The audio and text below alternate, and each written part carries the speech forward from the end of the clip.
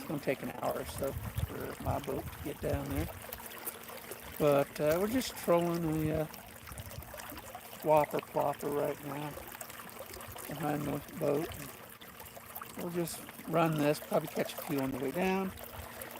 And today is an experiment. Today I've mixed some new colors for my soft baits. Sort of a crimson red with flakes in it, and a green pumpkin with a pearlescence to it. And so we're going to test these and down there, and we're going to see, you know, sort of the success rate of the different colors. You know, I've got high hopes for both, or else I wouldn't have made them. But we'll see how they go. The crimson red is like this one. Oh, we got one. We got one. That's what happens. We got one. We already got one. Here we go.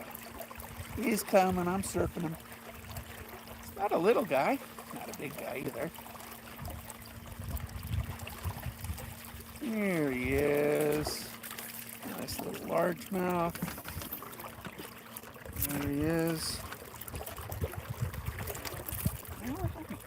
Stop.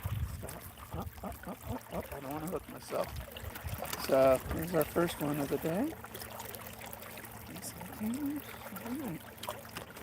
So a little largemouth. Not much, but quarter pound.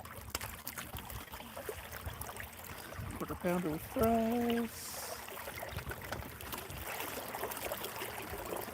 Toss this guy out. Like I said, catch a few on the way down there. Can't go wrong with whopper plopper in this water right now. And so we're experimenting today. This is a brand new bait that I just painted. So I wanted to try it today. I knew it was going to work. No big deal there.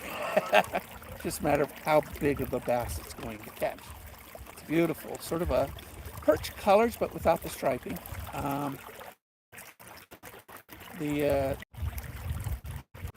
We just caught one a second ago, so and we're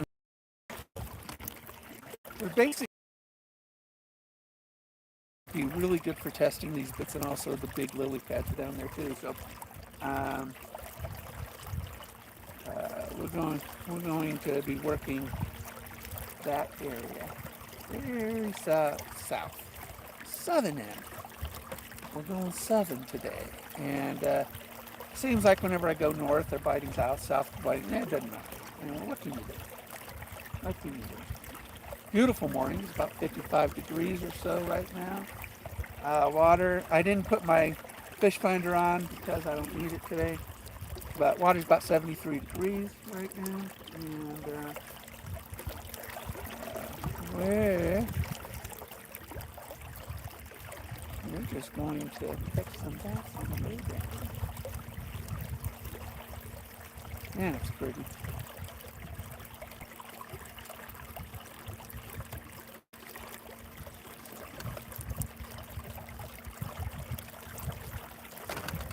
Oh, I was going to show you the red. This is the crimson red we're trying today. I've got it on my dancing bones and my finesse rubs. And then a new green pumpkin. And again, I put a pearl in it, sort of opaline green pearl inside the green pumpkin with flakes, of course. And we're going to try those dancing bones out there and see what we can get out there with those. And I think both those colors are going to work pretty good. I could be completely wrong. I don't know.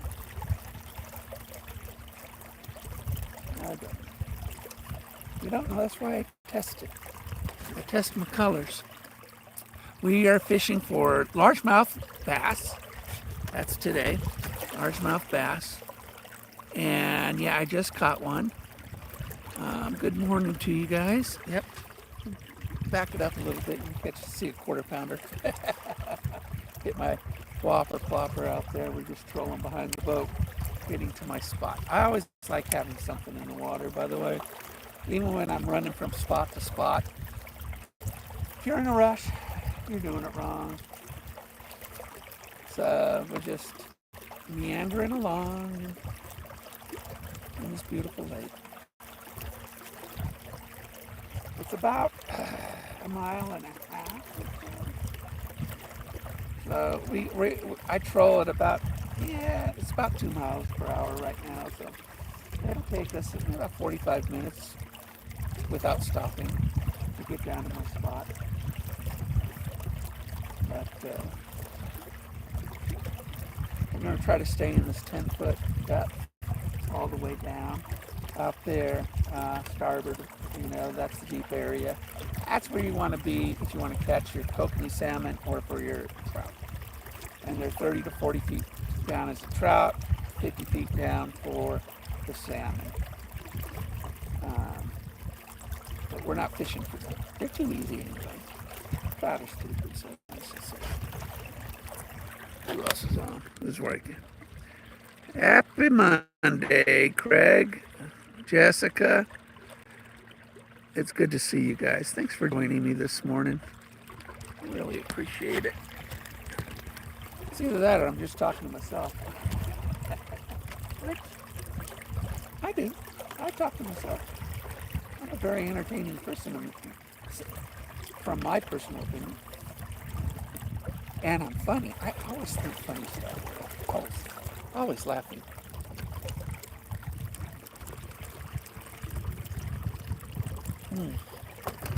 Black Rifle coffee. It's good stuff, man. Good coffee, worth every penny. Otherwise, it just tastes like charcoal.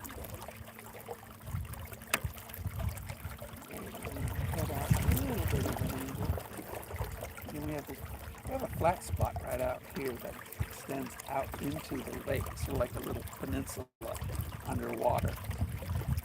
So I got my sunglasses on, not because it's sunny, it's because they're bifocals.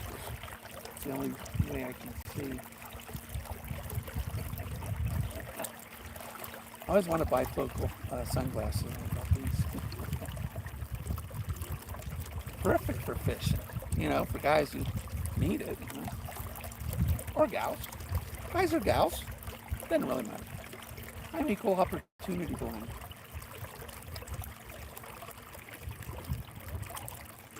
So I didn't pack a lot of tackle today because I really want to force myself into these colors, and I want to test them, give them a fair shot. The only reason I'm running a Whopper Popper now is because we're trolling, and Whopper Poppers are very good trolling baits.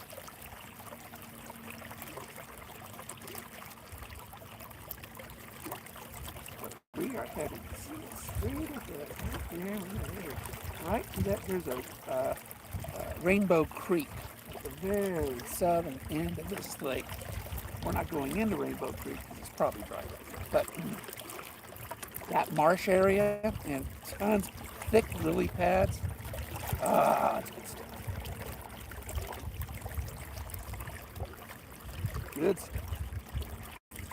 And then there's about a quarter mile. The last quarter mile of this lake is about 8 feet deep, all tall vegetation. We're going to be working it for bass.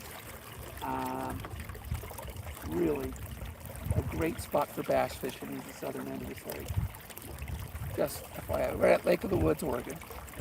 For those who are just joining, I did catch one just right after we started the live, so you can back it. It's only about a quarter pounder. Hit the popper. The Whopper Plopper. We're just having a relaxing, lazy cruise, intermittently interrupted by a bass. But I really want to give this southern end a good shot today. I usually go to the northern end, and that's okay for me. The Aspen coastline has been very, very good for smallmouths. There's a weed line right here that does very, very well, but nothing real big. 2.5 pound smallie I caught over there. So we're coming up into an area that smallmouths like to hit. Strangely enough, even though it's high vegetation. But this area coming up is known for some pretty good sized smallies, 2, 3, 4 pounders. But again, we're going to sort of troll through it, and then we're going to head down there. We're going to try to keep a mindset today of testing baits, colors, and stuff like that. Yes, I did, Destiny. I did catch something a little bit ago. It's on the video. Oh, bye everyone. Have to go. Bye, Jessica.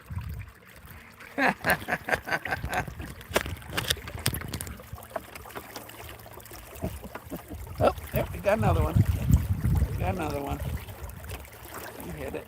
I'm going to surf them in and continue trolling.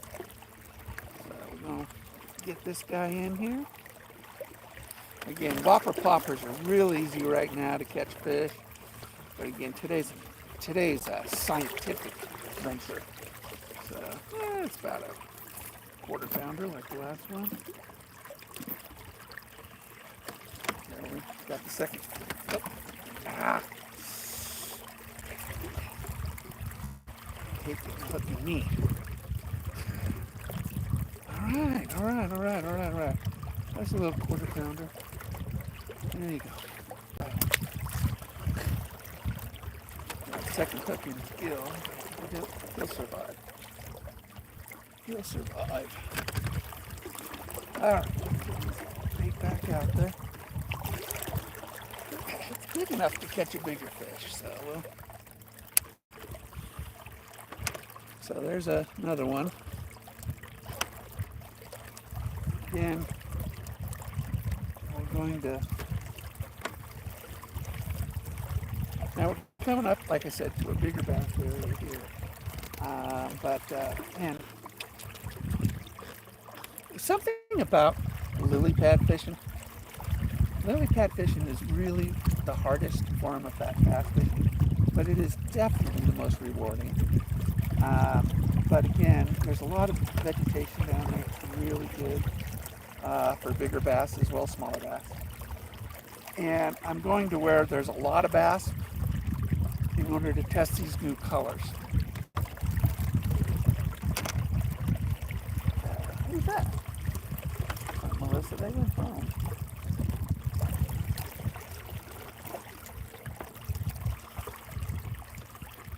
Huh.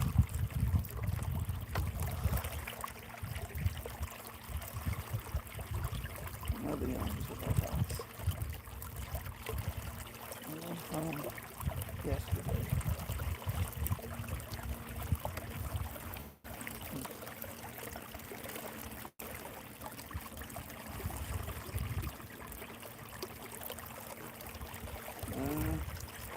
Not the family I know.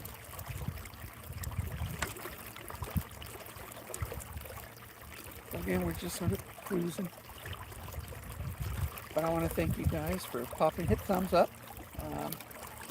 They say it helps. It only takes a second. Yeah, hit the button.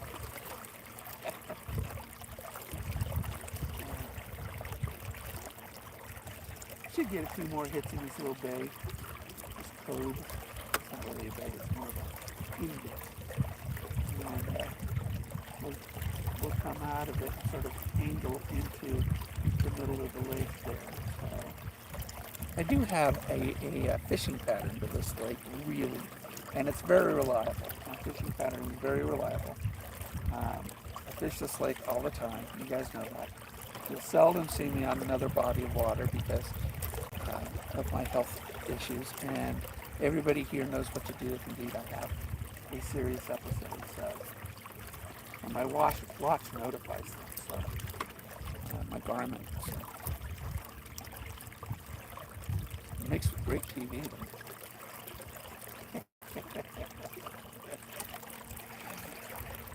So yeah, so this is a brand new bait I just painted. It's a whopper plopper, and it's already caught a couple, and I knew it would. We're headed down over to Rainbow Creek, southern end of the lake. This is my replacement rod because I broke the other. This heavy rod, which is probably a little overkill for this bait, but Love this. Great rod. This is an Abu Garcia Max Pro bait caster, 30-pound Power Pro, and then this Atlid heavy Cajun rod, and that's this setup. Now the other setup we'll be using mostly too is my BFS setup. That's a Shimano Aldebaran BFS reel on a Cajun trigger, 7.5 footer. This is 7.3, and we'll be using that. Now my frogging rod is also a Cajun. That's a Black Bayou. The only non-Cajun rod I have is a Gary Loomis Edge. BFX Pro. That's my medium, and it's probably the rod I should be using with this bait. But Gary Loomis. He's just a name nowadays. I mean, it's a good rod. It's just their customer fulfillment is just terrible. They have really bad reviews when it comes to customer satisfaction.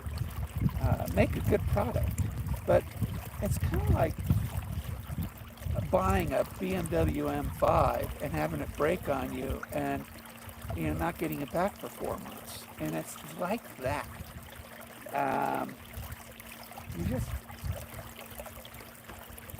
You're going to make a premium product. You got to stand behind it. Now, Cajun, lifetime warranties on these. Loomis, 1 year. And these guys will get you another rod if it breaks within 2 weeks, typically.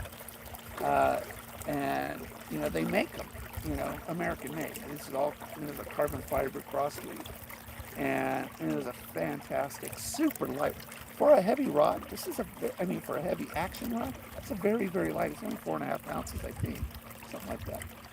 But made in the USA, fantastic rods. That's why I like the Cajun series, because they just stand behind them.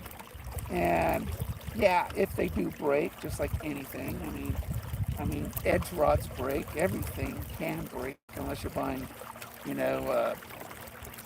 what do you call that one funny tip? What is that one called? I forget. But there are some Chinese-made ones that, really difficult to break. But they're not made properly. So every rod has a spline to it, and on a bait caster, your spline is right on the back, right here behind 180 degrees from your eyes. On a spinning rod, the eyes are on the spline. Now what does that do? Splines allow the rod to cast farther and have greater sensitivity, and allows you to cast more accurately. So an American-made, a properly made rod will pay attention to the natural bend of the blank. And then they'll line everything up properly on that blank in order to give the fisherman accuracy, better ability to cast and to hook their bait and keep it. So Chinese-made stuff, if they hit the spline on the lineup, it's an accident. They never roll their lengths in order to find it. So that's why you kind of want. If you're going to spend $100 or $200 on a rod, you're going to want it properly made. You just want it properly made. You want somebody to roll the blank, find where it pops, and then line everything up properly on it. And that's what an American-made rod, for the most part, does. Now, I still need to add one more rod to my arsenal, which is an extra heavy. And Cajun doesn't make an extra heavy. So I'm looking at other companies that that can make me a custom extra heavy rod. Now, why do I need an extra heavy rod? Well, because I have baits that are 4 ounces and 3.5, 4 ounces. And if I threw that on this rod, it would probably break the rod. This rod's max tolerance on bait is 1.5 ounces, which is heavy. Okay. And right above your grips, you're going to find the tolerances of your rod right here. And you kind of want to pay attention Last thing you want to do is throw one of my big swim baits on a trout rod. Maybe you'll break your rod, break the line, lose the bait, whatever. You just don't want to do that. We did not get a hit in that area. So. Usually the smallers like to hit a little later today, so we'll probably get them on the way back.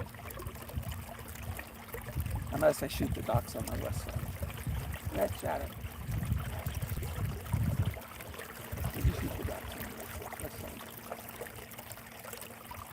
So once we come up to the end of this little cove right here, we're going to sort of angle out towards, almost beeline it to the Rainbow Creek area and get out in the middle of the lake. The drop-off is at a buddy's house right there.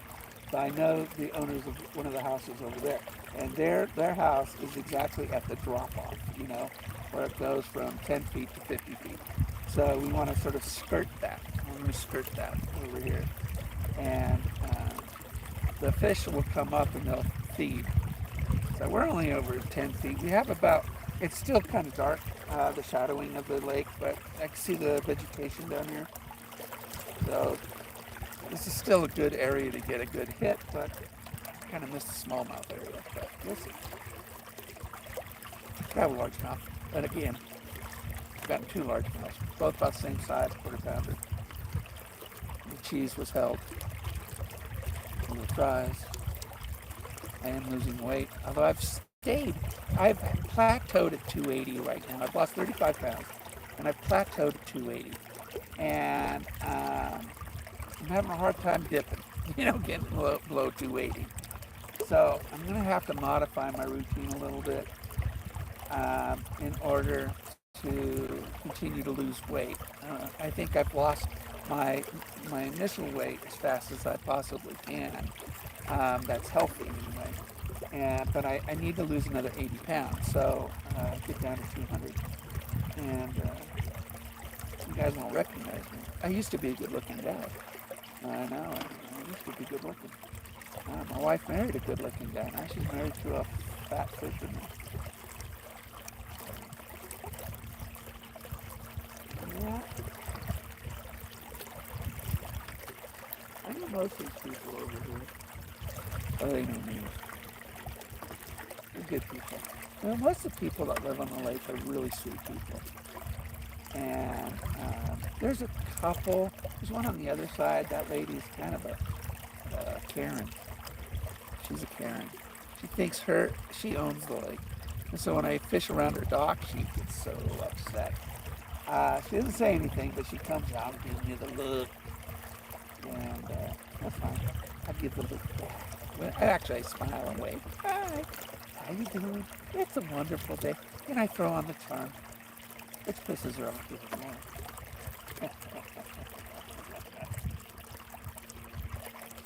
So, we're still cruising. I can't believe I didn't get a bite in this cove. We don't really go into the cove. We sort of cut across it.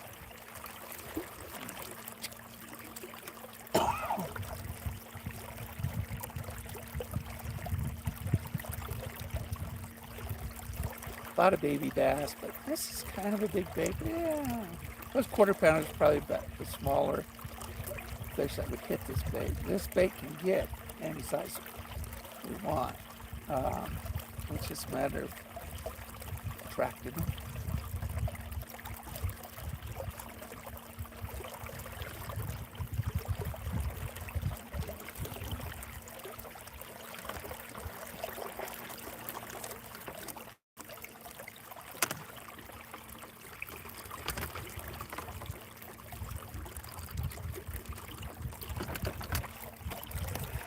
Water. Got my coffee. Stay hydrated.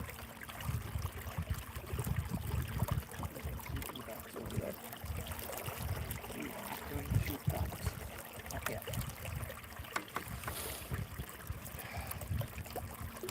Not yet, either.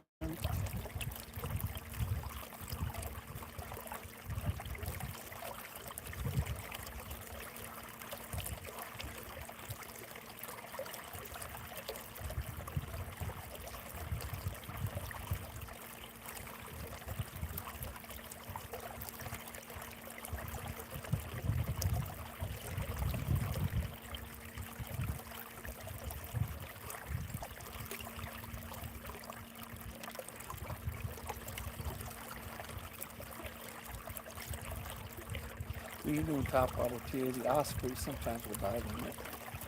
You want to be careful about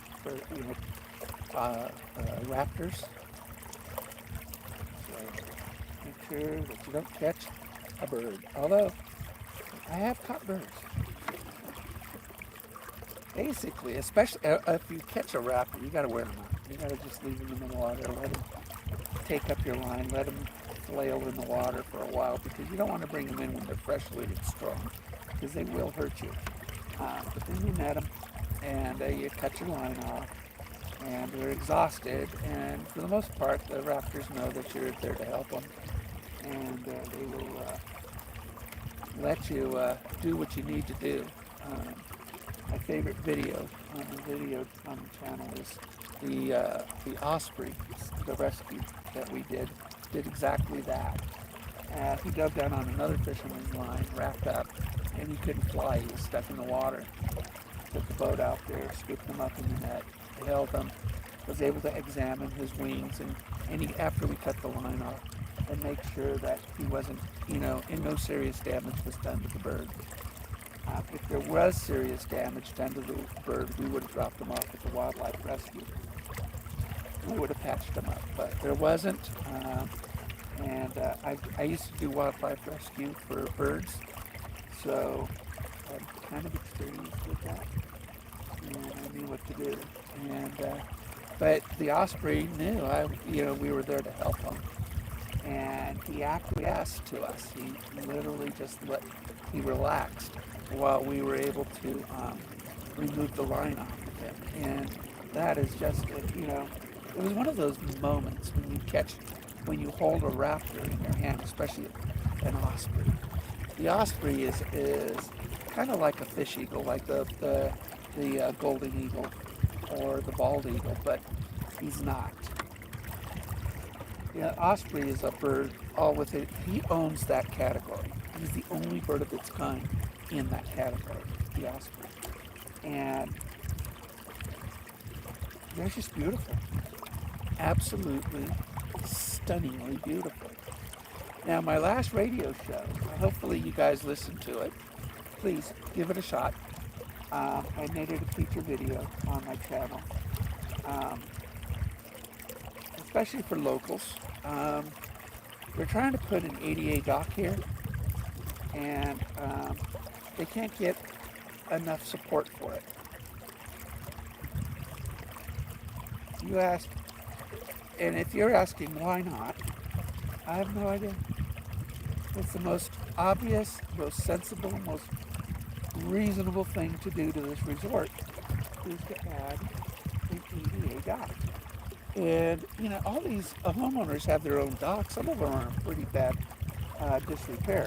So, and an ADA dock is professional, it's gorgeous, it allows for those with disabilities to fish on the lake. Oh, there we go. Oh, he hit and he let go. He hit and let go. It's just a reasonable thing. There are grant monies. The government, of course, has grant monies for that.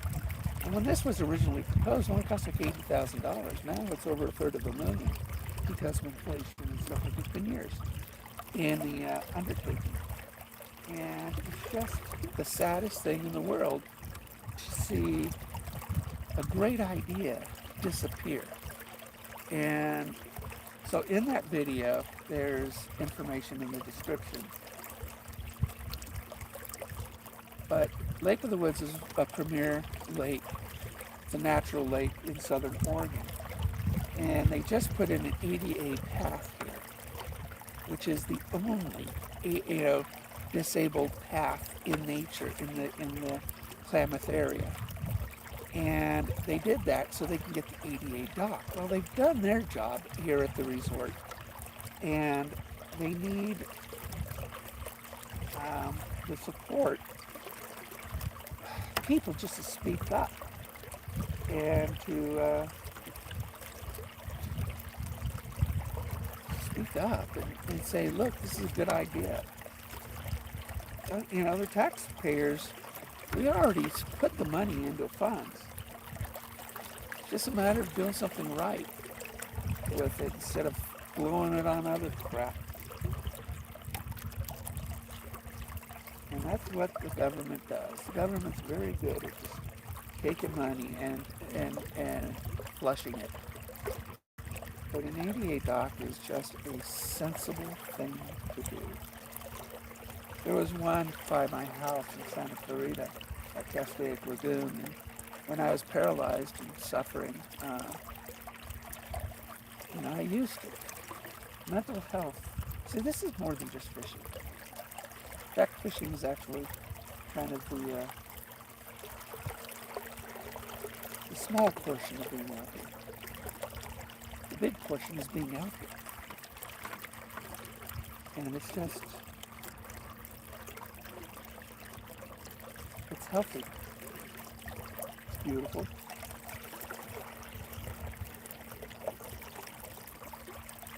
Never forget where you're at when you're fishing. A lot of people will forget where they're at because they're focused on what they're doing. But never forget where you're at.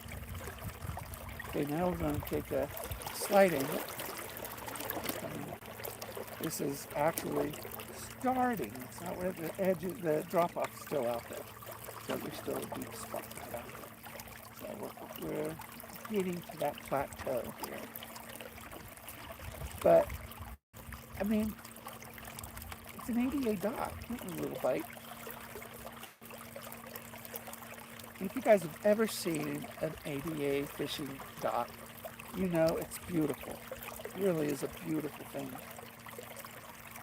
And the nice thing too, the resort here is a managing partner with the Forestry Service. They manage this, so they would be able to, manage the dock and do a lot of its upkeep. And it's just it's just reasonable. It's a good thing to do for people. Especially for the people who need it the most, Trying to avoid, a little bite. Some baby bass out here probably trying to hit it. Nothing big.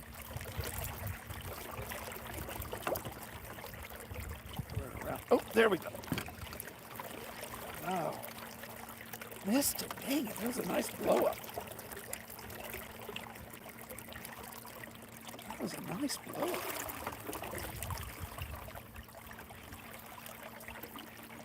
I'm going to turn you guys around so you guys can see the blow up when it happens.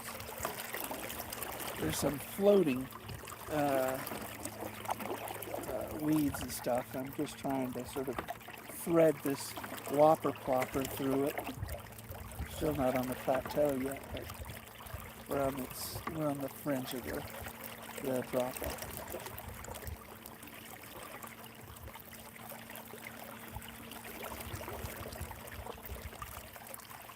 Maybe you see it. Probably. The bait's right in the middle of your screen. I'm going to pause it a little bit.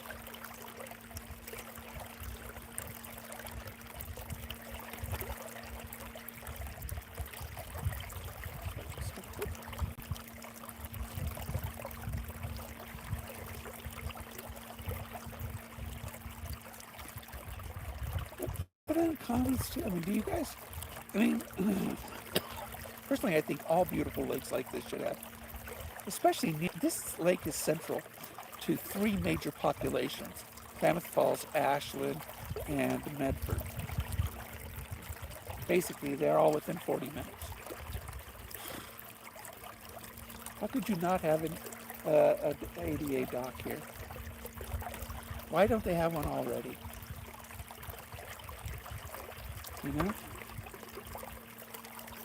It doesn't make sense.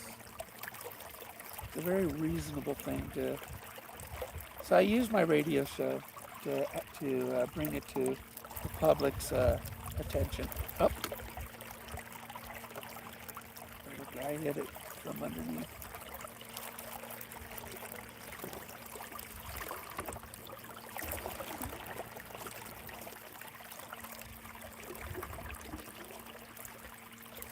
There's a lot of bass in this area of the lake. That's why we came down here, because I want to try some of these new baits of mine, new colors. And so you go where the fish are. It's a little bit of a boat ride in my little boat, um, but it's pretty. It's pretty.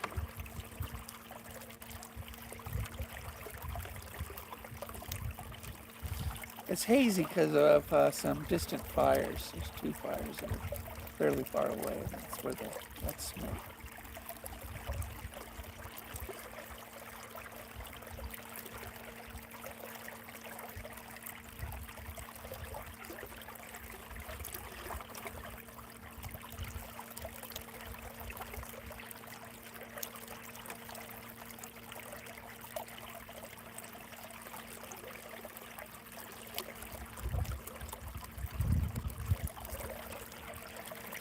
We're in about 10 feet of water is where we're at right now.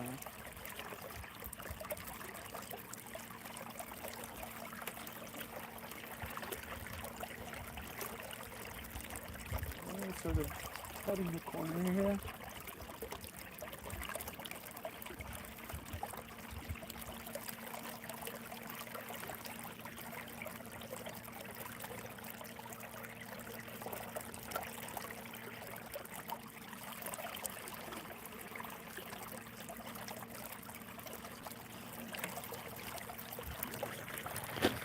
Pick up my phone and get a hit. What lures am I using? That's a good question. What I'm using right now is a whopper plopper that I painted just this last weekend, and it's worked out really well on the way over here. But we're going to switch over to some soft baits and some new colors that I want to try and see their success rate. So the reason I'm coming down here to the southern end, because there's a high population of largemouth bass down here. And we'll definitely catch more, but we'll just, I want to test the colors. I want to see which colors are more effective. I made a variation of green pumpkin by putting an opaline pearlescence within it. So it's got a little bit more shine to it than a normal green pumpkin, and a sort of a crimson red. Also, I put a dead-on chameleon color in there in order to give it a pearl essence in the bait color. So.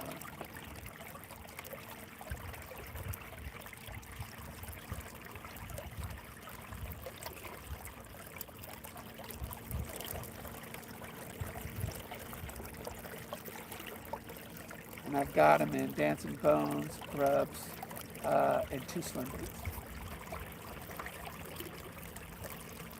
Now I want to test the colors in.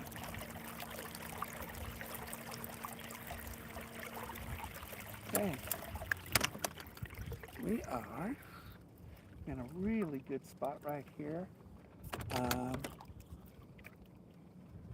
I'll show you this whopper plopper. It does really good. I mean, it's a good bait, and I painted it in a pretty successful color. So it really is pretty simple. But sort of a perch color, except without the stripes. So that's the whopper plopper. And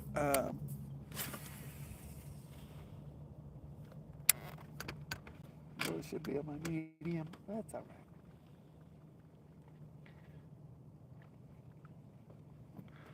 So we're going to switch this out for the swim bait. The swim bait's got an 8/0 hook, so we're not going to catch anything small on it. And we're going to cast that out there. We're going to skin hook the bait, and we are going to see if that crimson red is, well, a good color. I think it is. But it's not my opinion that matters. It's that red. See that red? And I put a little bit of a sort of a pearlescent green above it. And then I added the stripes to it. Because when you add stripes to a bait, it really does help the effectiveness. It gives it a flash to it. So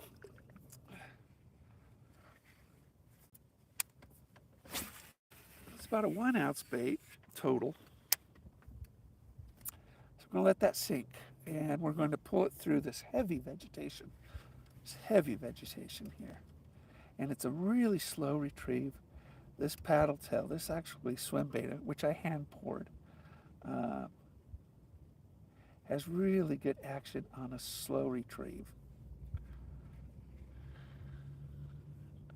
Really good action. I mean, you can do it fast if you want to, but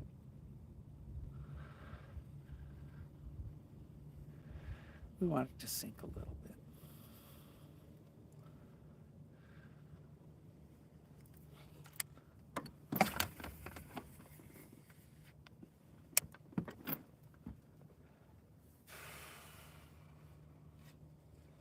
This is a beast hook on it, owner beast hook, 8 ounce.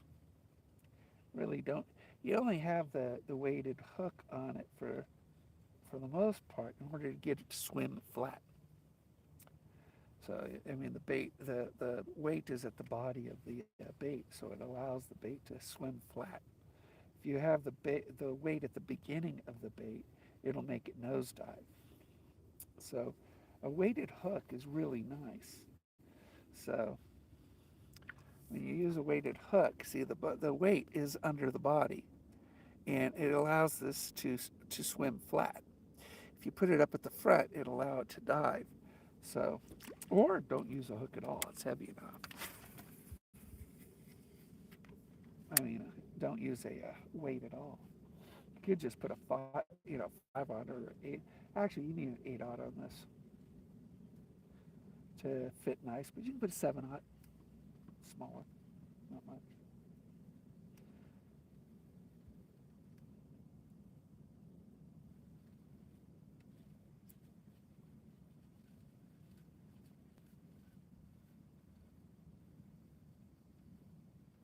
And what I mean by skin hooking it, I'll show you.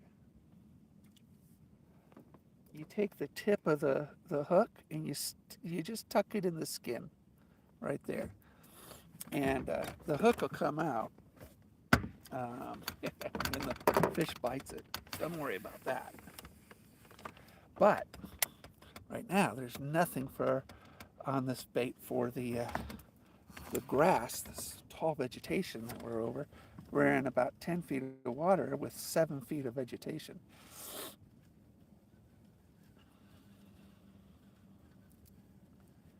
So, and again, this is a big bait. So this is a big bass bait. I said bass.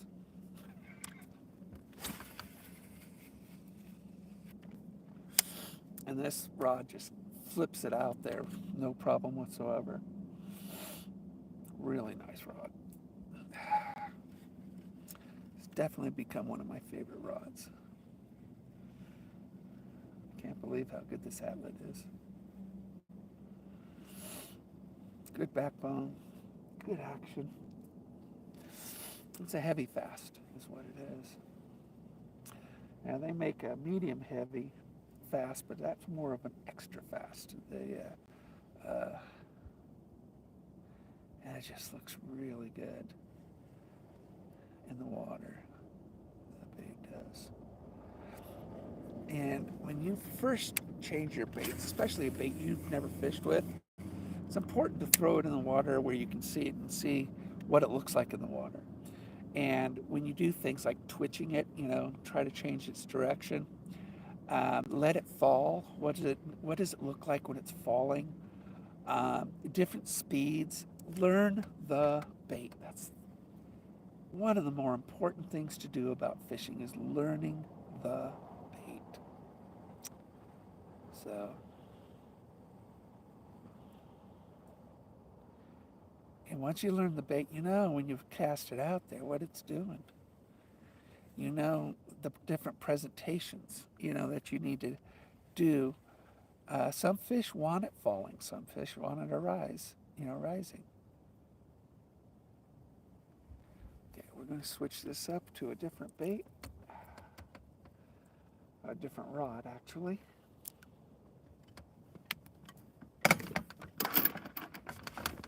My BFS. This is the grub. So this is the grub. Crimson, little paddle tail. Looks a little big, but it's all right. So now anything will hit this. This is an anything bait. So we're just going to let that sink. This is a 1/16 jig, so that's probably an 1/8 of an ounce total for this particular bait.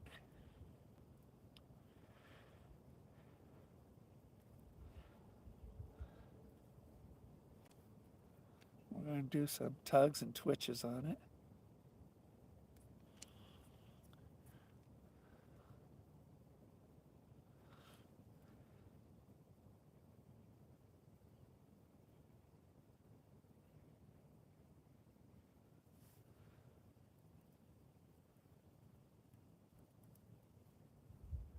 We're cut up on some grass. We got some salad coming up with it. A lot of salad.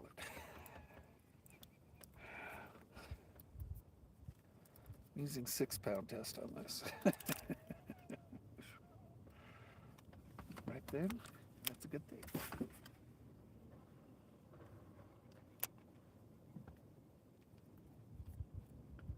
Now normally we would go top water, but again, we really want to test these baits out.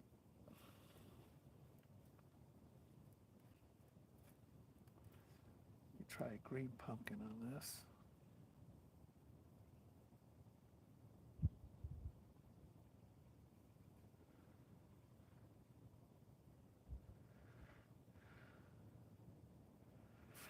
Let's move over.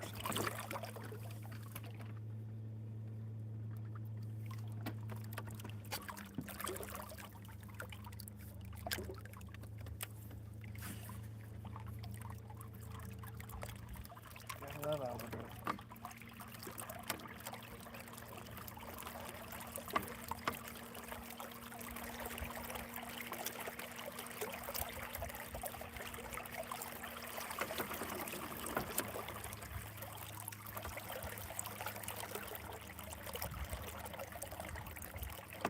Floating debris. That's weeds.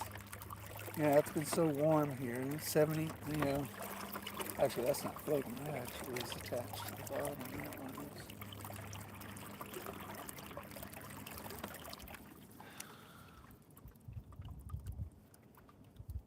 But the vegetation here is just so tall.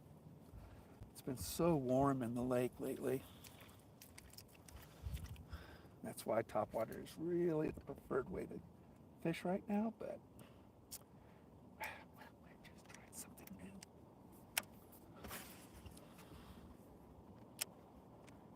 We're just not going to let it drop. We're just going to let it run right along the just subsurface. See if we can get anything. Hit it.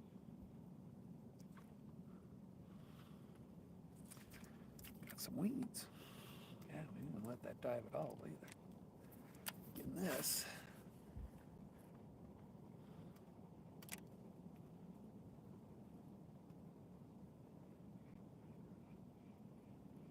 Oh, you should try the dancing bones. See, I get so impatient with. Oh. Had a bite. Almost hit myself.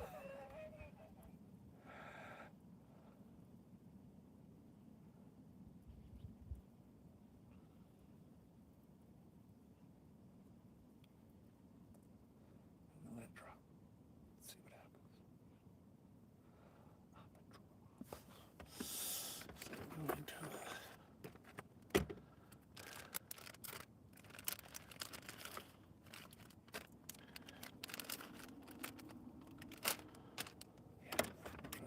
dancing bones.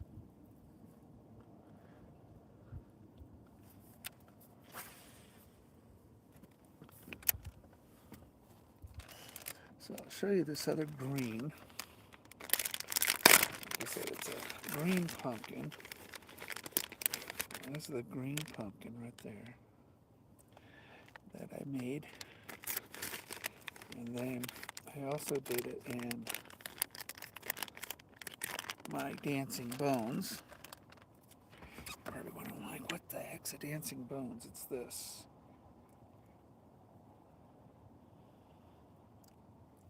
That's a dancing bones. It's the craziest bait you'll ever see. Works really well. So I'm going to put that on my medium.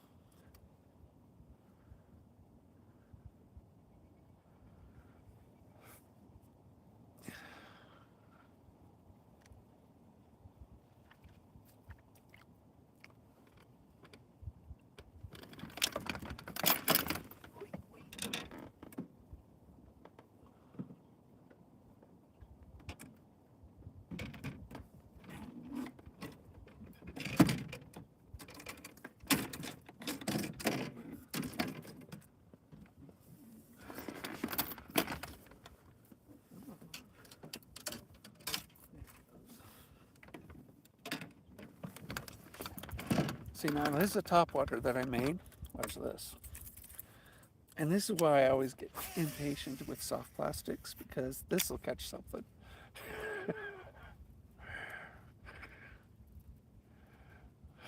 I just make really good hard baits.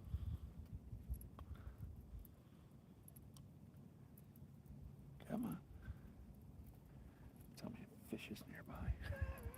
It's like my fish finder. Is my hard baits or my fish finder?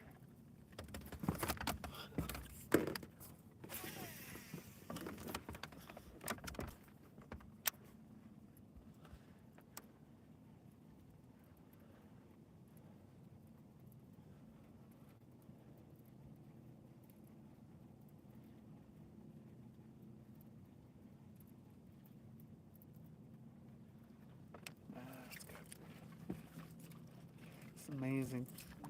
The vegetation is right to the surface here.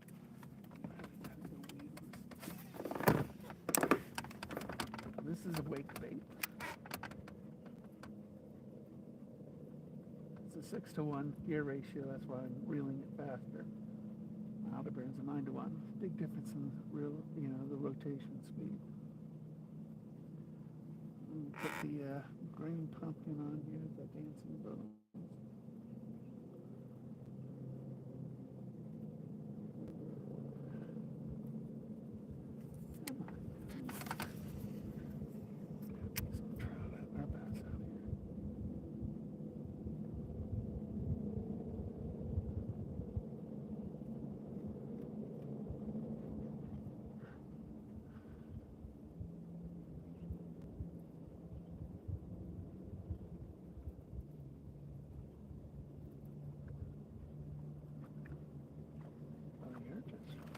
Annoying.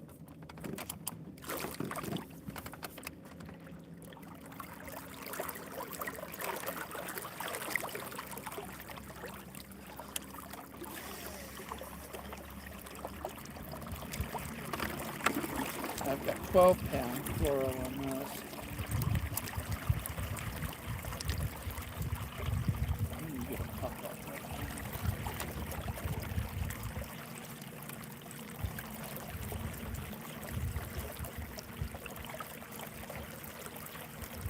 Put the dancing bones on it.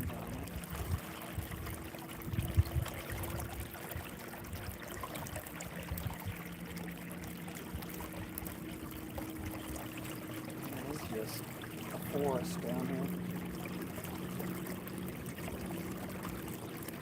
Just a forest. Forest. Run, forest, run.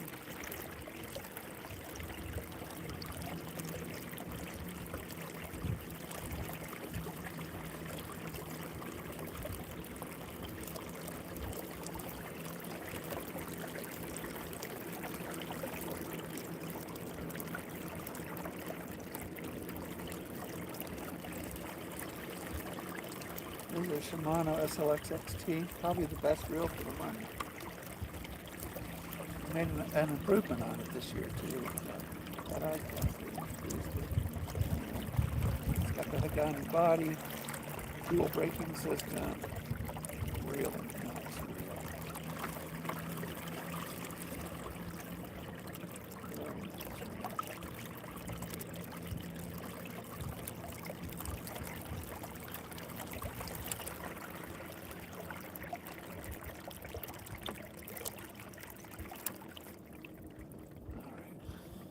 Switch out baits.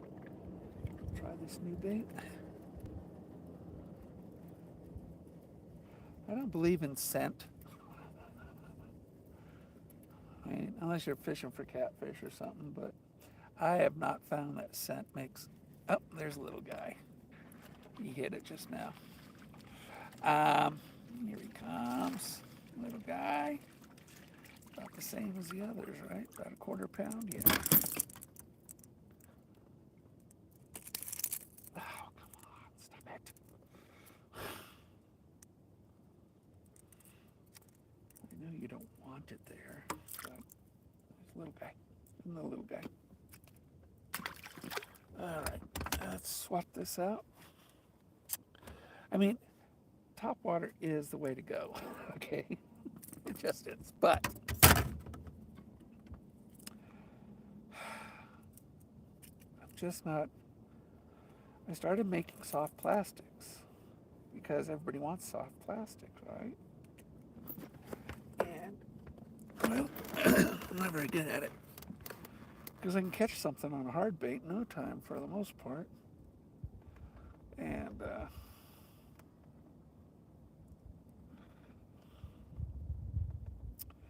so we're going to swim. We skin hooked it. Swim this thing near the bottom. This is just a crazy bait. This thing called dancing bones. They're very expensive. Okay, so I bought the mold. Everybody loves it, but nobody wants to pay $3.50 for a bait that only lasts 3 fish.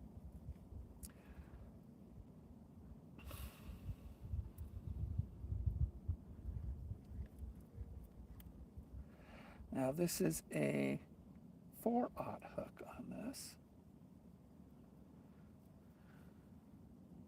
I think. Yeah, and it's 4/0.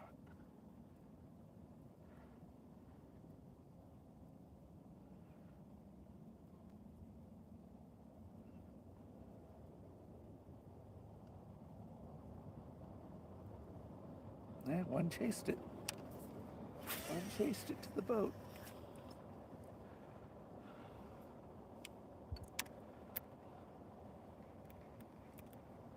Okay, we're just going to let it sink and sort of jump it off of the bottom. We'll see what happens. That was about the same size fish we just hauled in, that quarter pounder. So I'm really hoping something bigger will hit this.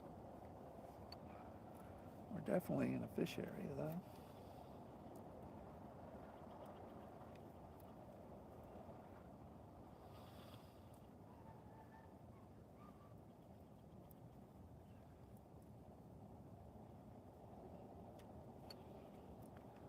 Oh, there we go. Something hit it. So the green pumpkin, 2 casts, and it's gotten fish's attention both times.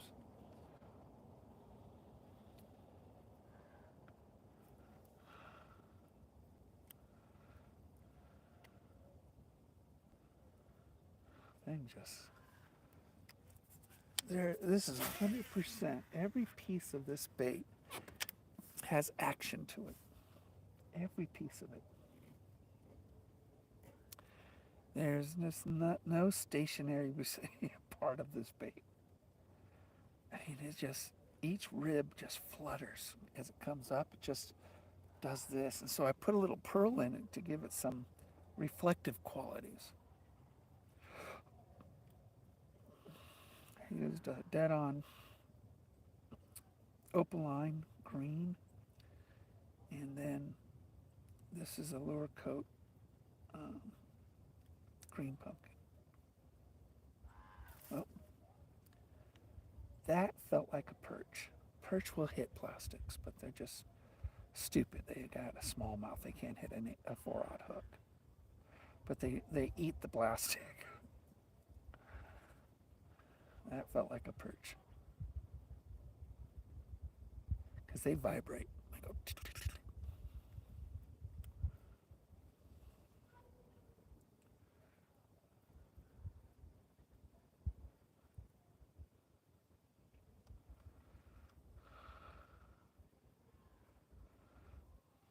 Sure is pretty big.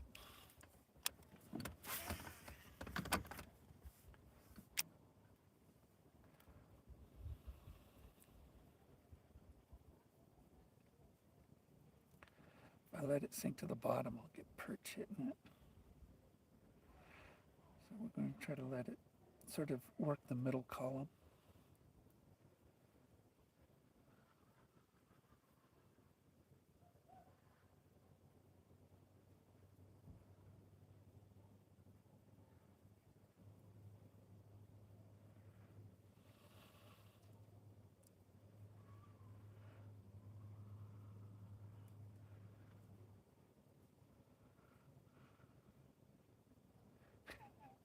It like flies through the water. It's so cool looking. It really is a very cool looking bait.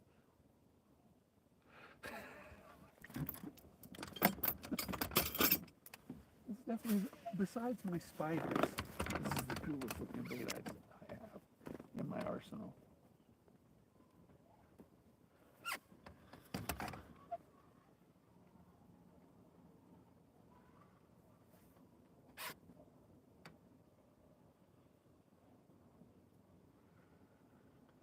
Definitely more finesse.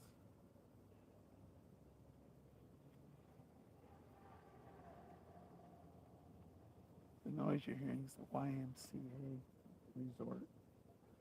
Probably the best looking facility on the lake is that YMCA. One of the homeowners financed it, put his name on it.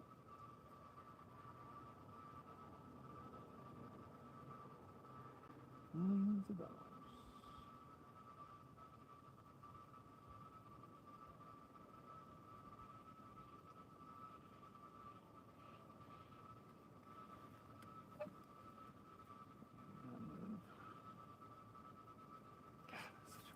This is such a crazy looking bait, guys. I mean, it really is. I think I came over to the block. We drifted a little bit out. And get back over to the forest.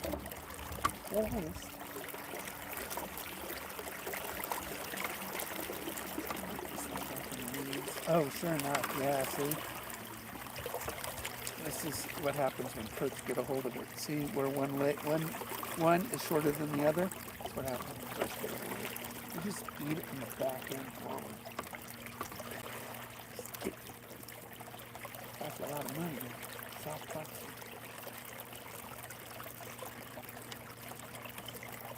Here's a beautiful color though. You know, look at that. That's what I did with it. It's a, again, it's a green pumpkin, but there's a pearlescence to it. And then I put green flake in it. And it just, green and blue flake I put in it. And it's just so pretty. I mean, that is a crazy looking bait, right? It's a crazy looking bait.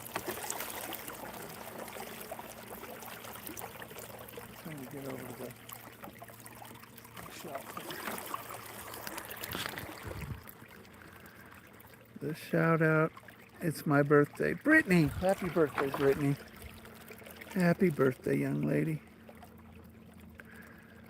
Oh, this is your favorite lure? Well, let's see if it becomes my favorite. Okay, we're almost up to the coffee sauce. There it is. See? Trout. Everything. That's 50 feet. This is 10 feet.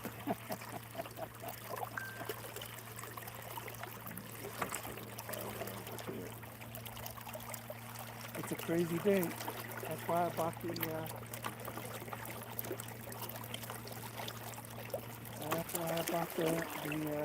the mold for it, so I can make my own. Only cost me a little bit.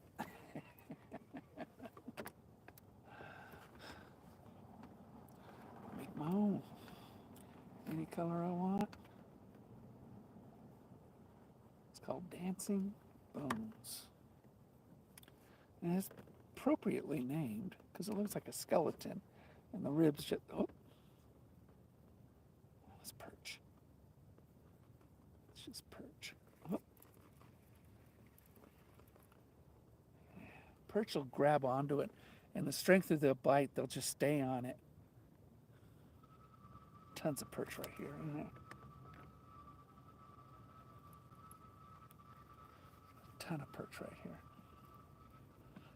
They can't get a hold of an 8-aught or a 4-aught hook, so they're just trying to eat this thing. You can go with the finesse and the grub and see what that does.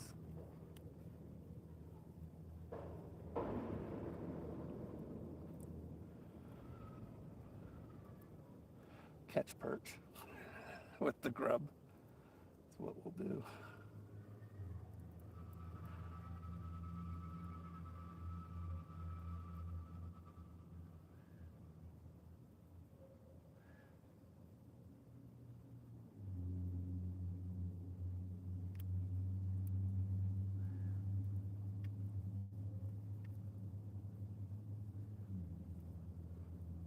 Just flies through the water. I mean, yes. It's just so cool. It's a crazy bait.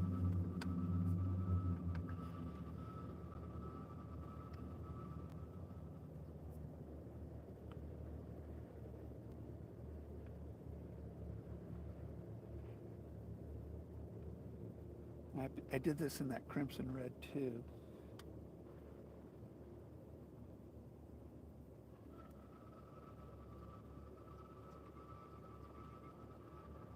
I call it crimson.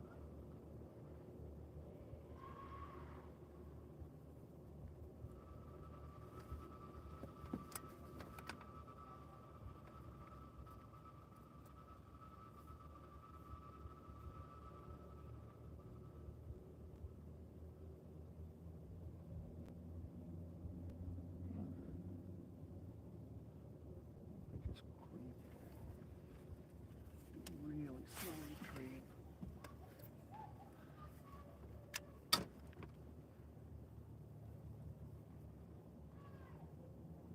Just creep.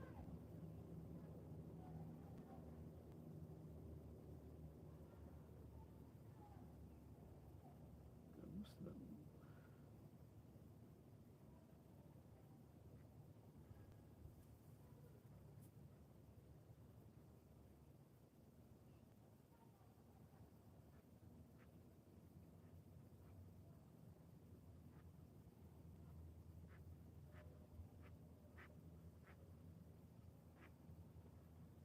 Perch.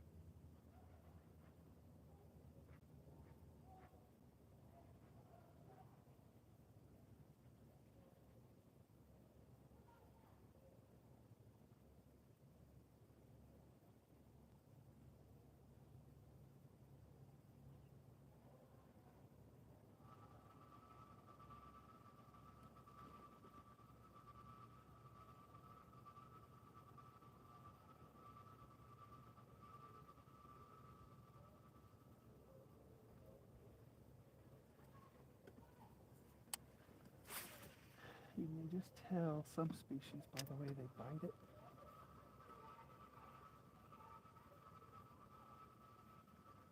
Not perch.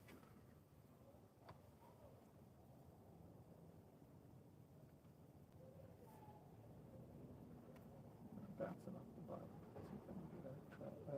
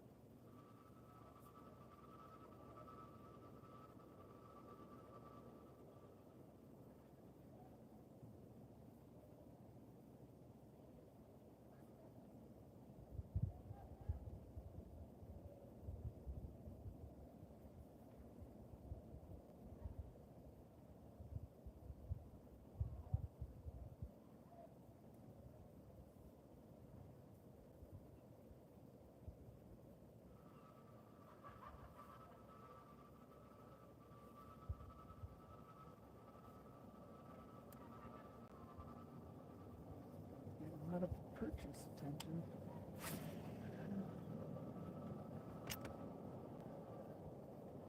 It's not really a perch bait. Try to be a fast for that crimson one. I'll catch perch.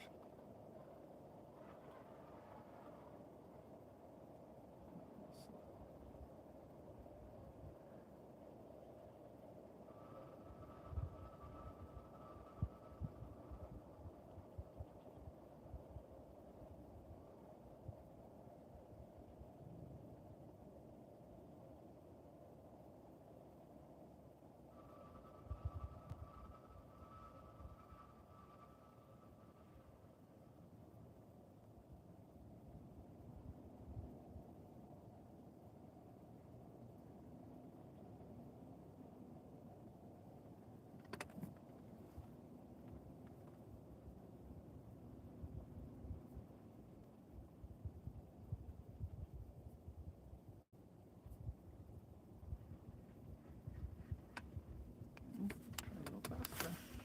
Always play with your presentation.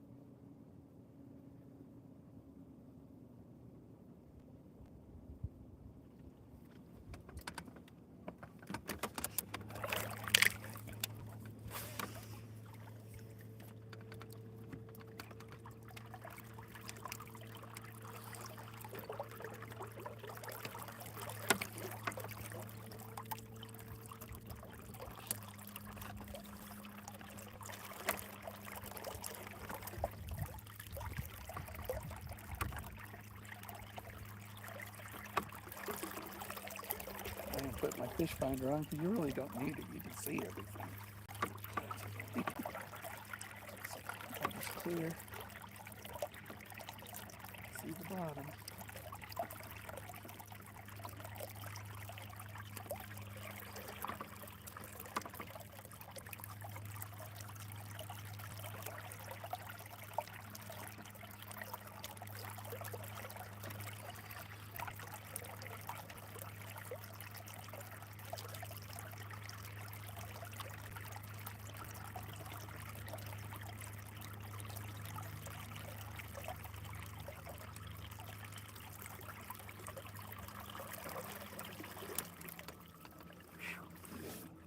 Massive school of baby bass right there. There's little fingerlings.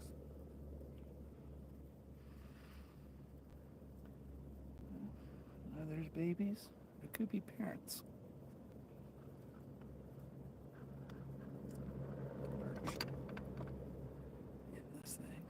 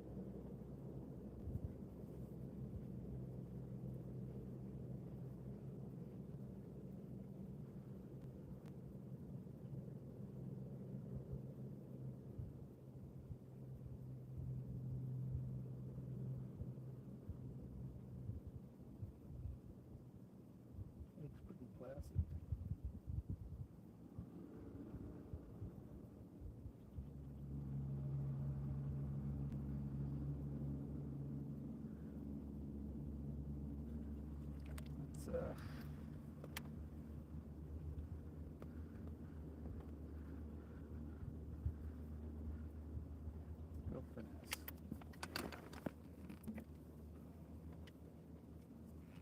This is the crimson.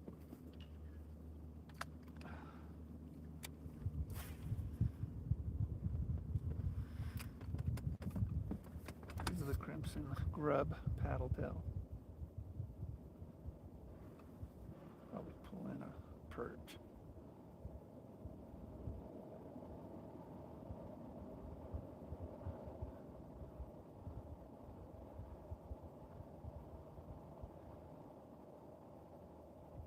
The one-out hook on this.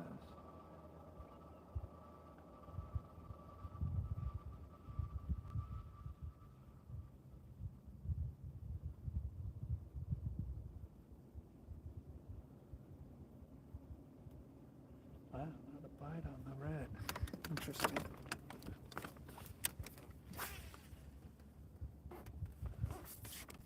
We'll switch it to green pumpkin after a few casts, and we'll see if the green pumpkin is really the color they want today.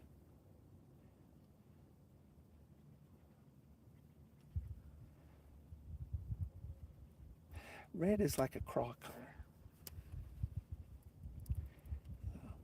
We have crawfish in his like little bite.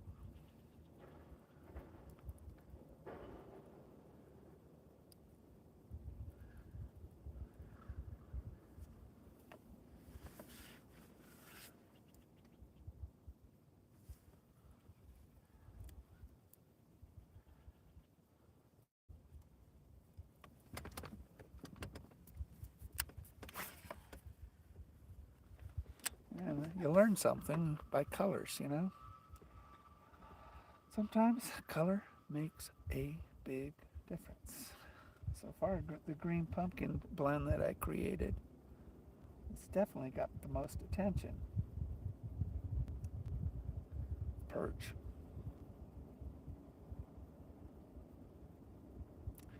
Now watch, we're going to cast the same area after I switch this. Same retrieve speed. Put the green pumpkin on it. Okay, now we switch it. Take the red off. So here's the red. Green pumpkin. Green and blue flakes. A little bit of a pearlescence to it.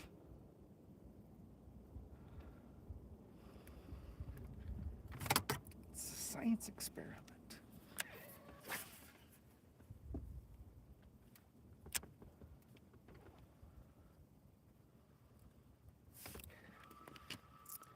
Is that a zero? Or is this a hero? We'll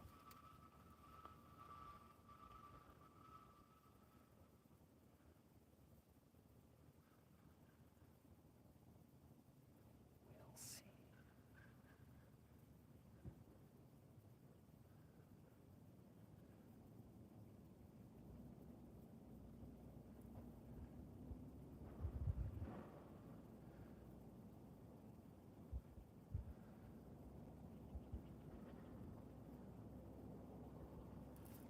Here we go. Oh, we had one. Yeah, they want green pumpkin today. It's funny they call it green pumpkin. Pumpkins are not green.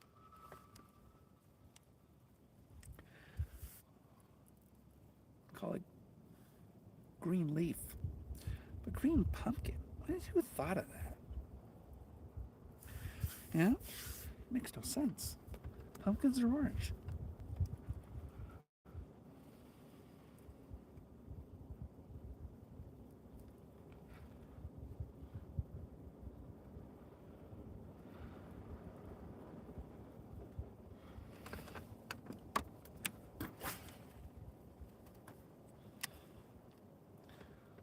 Maybe you guys know why they call it green pumpkin.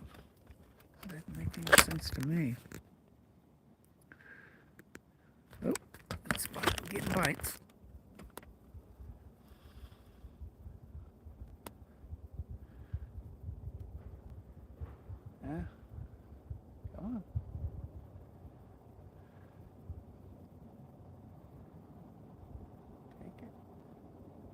is a big hook for a perch. They have to be a good sized perch.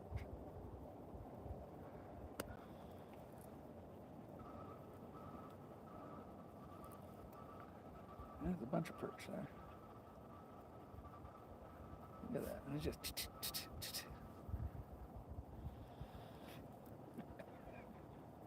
I think the hook's just too big for his mouth. It's going crazy right now, the tip.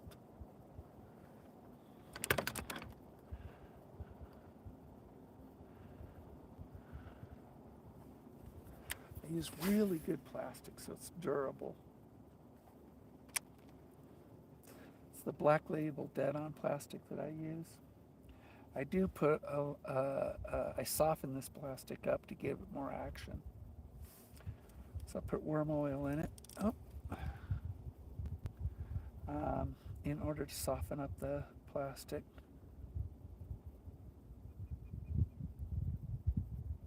Okay. Yeah, they want green pumpkin today.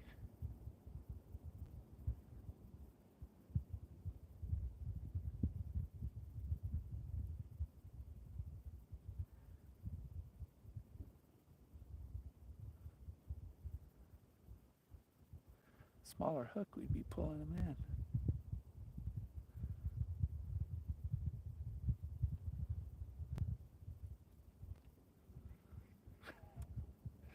I think they just can't get their mouths around a one-aught hook. That's what it is.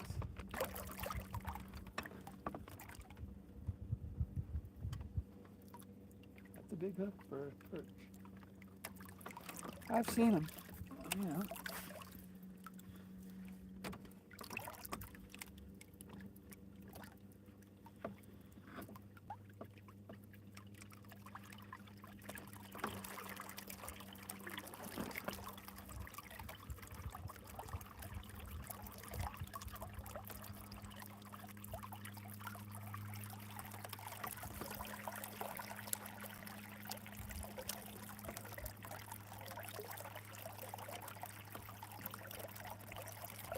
Still making our ways over to the lily pads.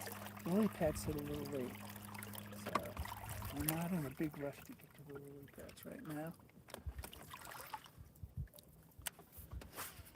Water will warm up nicely, although the water's warm right now.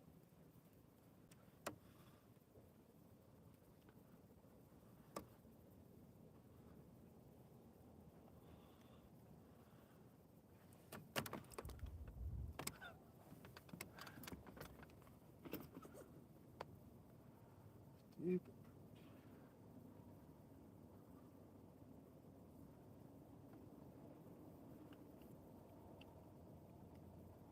We had nice crappies in this lake too.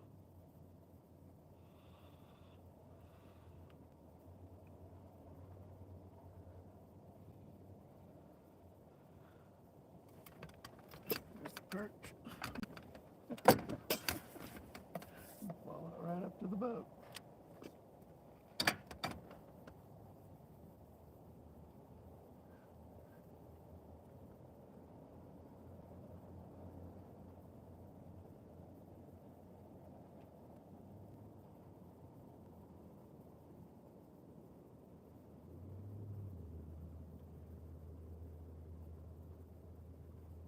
Oh.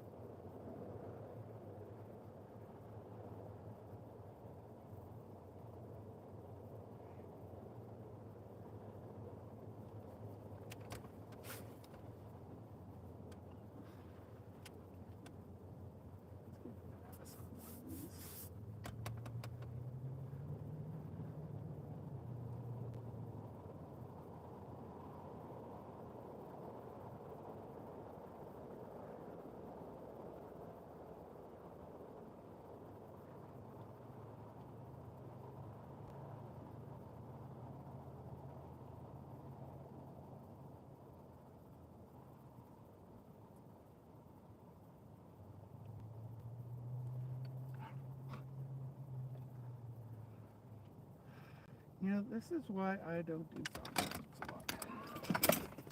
I'm just not patient enough for soft plastics. You know that?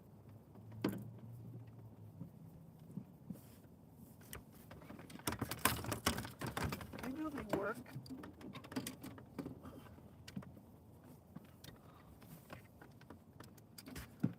But I know they work. Because everybody says they work. And they catch stuff on them. It's a different technique. And a different touch. You know? And I have to develop that touch. Let me head over the lily pads. Do some body.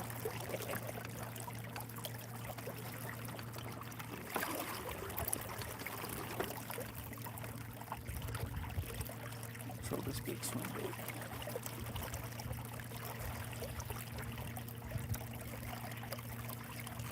I have a fantastic top quality swim. Big bait.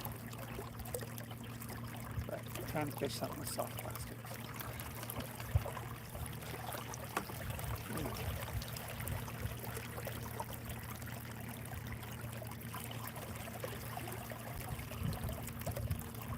There's an 8/0 hook.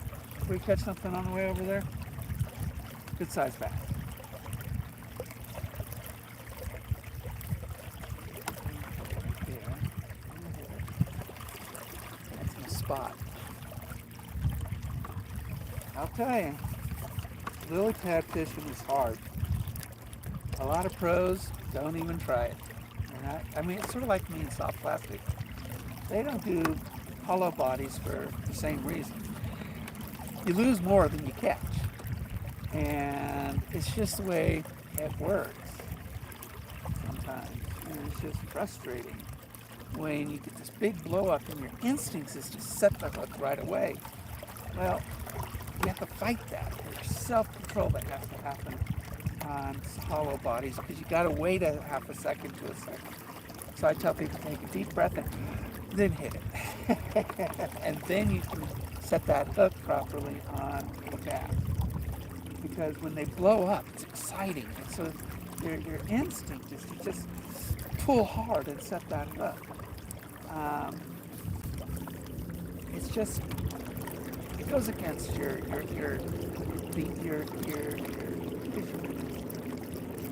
is lily pad fishing. It goes against it. But when you get one and you hook them, and you just get, it's just exciting. And even if it's not a big one, you're excited because you did it. There's a sense of accomplishment in lily pad fishing.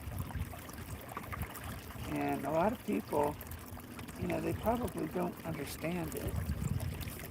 And it's sort of like me and soft plastics. I use the same analogy because I don't have the patience. You know these baby guys. Tons of big schools. I can't chew these on that.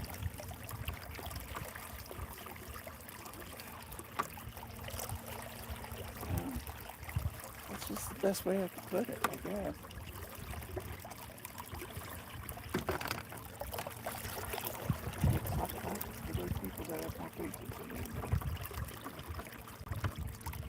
I mean, the dancing bones will work.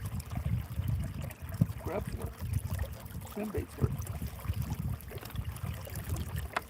I've caught stuff on them, don't get me wrong. I'm just not, you know, with hard bait, I'm better at it. I can catch a bass in an area with a hard bait on a regular basis.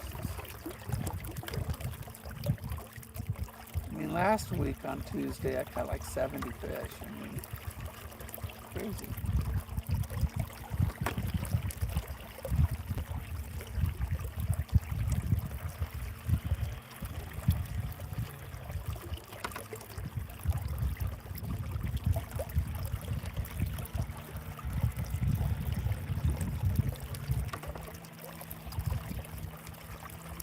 Usually anchors just outside the village, right in front of us, and keep me from drifting in. There's absolutely no current right now. The lake very, very placid right now. I mean, it is just no ripples, which you really want ripples in a water when you fish. And some. Because light goes through the waves and it moves these some cookies.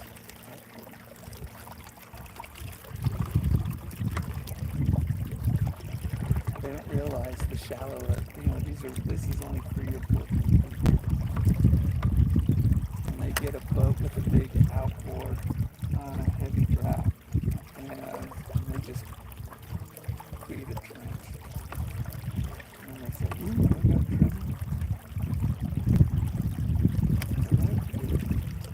Well, the duckweed right here is a pretty good spot.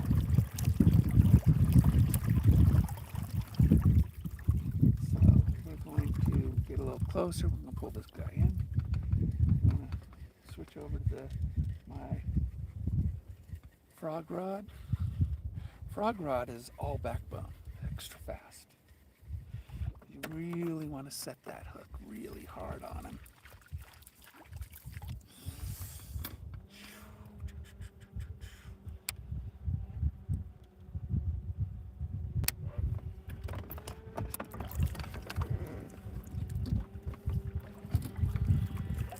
Yeah.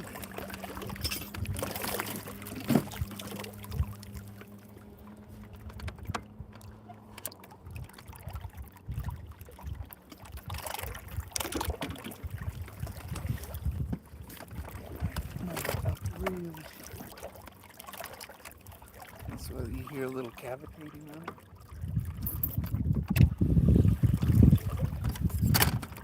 Put the boat here. And we want to work the duckweed and the lily pads right here. A hole right there in those lily pads are really nice. Sometimes you can swim your whole body through that. Get a good pull right there in that hole.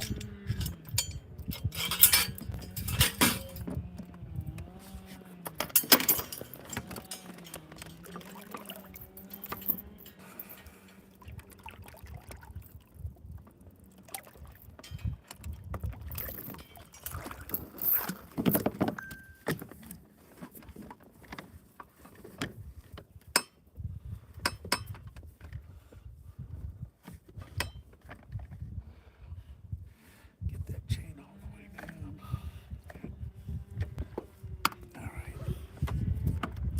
All right, guys. Let's get to a good angle, if there is one, because the boat's going to continue to move. So it's going to be hard for you.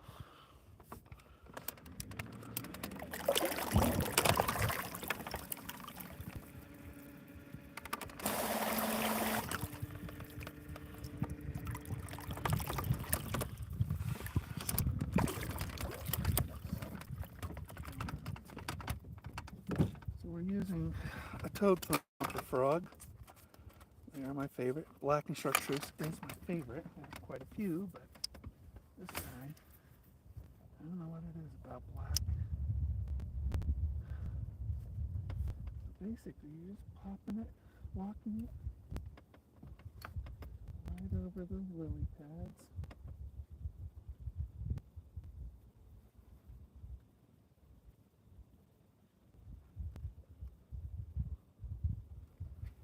This is a walking bait, not a popping bait. So. And just drop it right in the middle of the lily pads.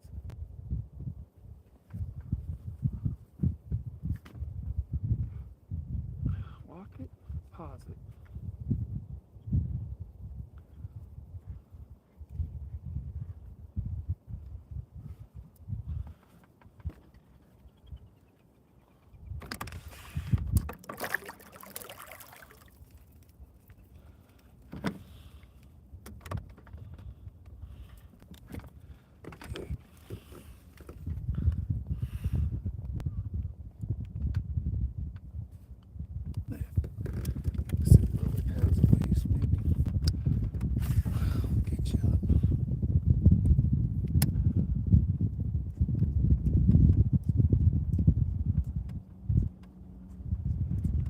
Hardest form of bass fishing right here.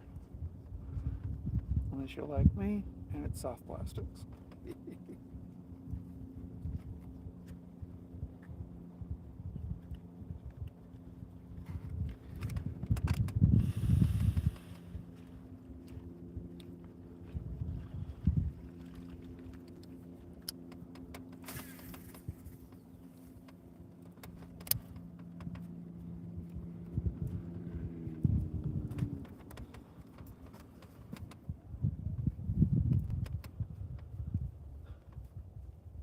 You gotta keep your eye on it too, because remember, you got about a half a second to set that hook to a second. That window's crucial to set a hook on a blow up.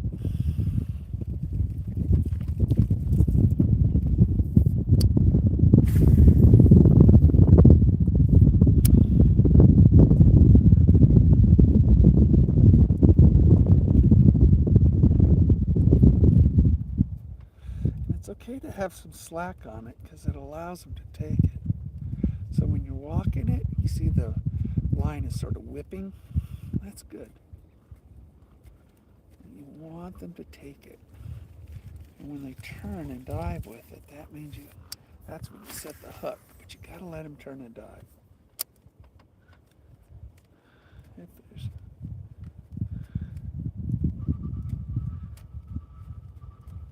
over the duckweed.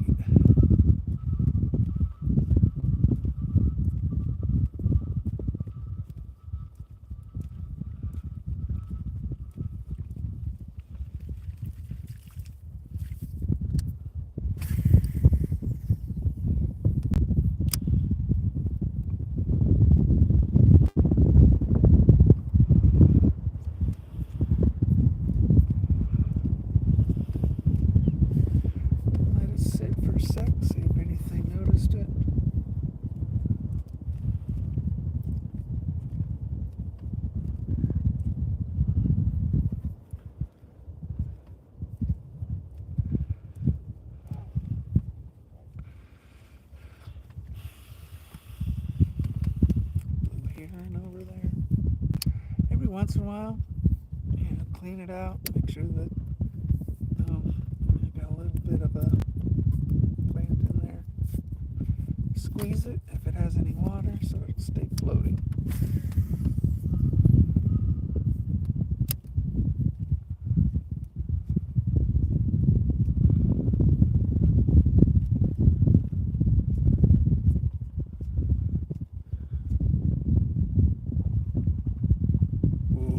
Big blow up. Oh no, that's a duck.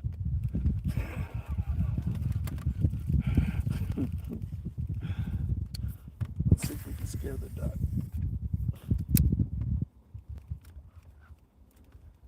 Thought it was a blow up, it was a duck.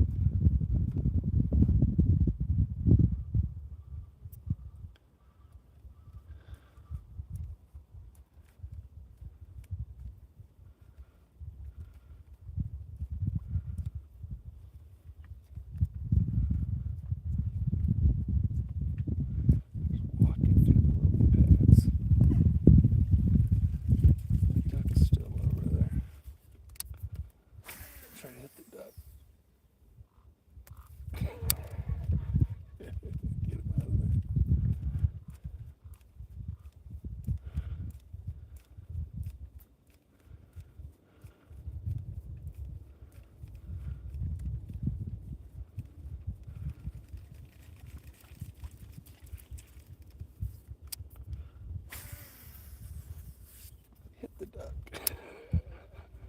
Just missed him. He's curious.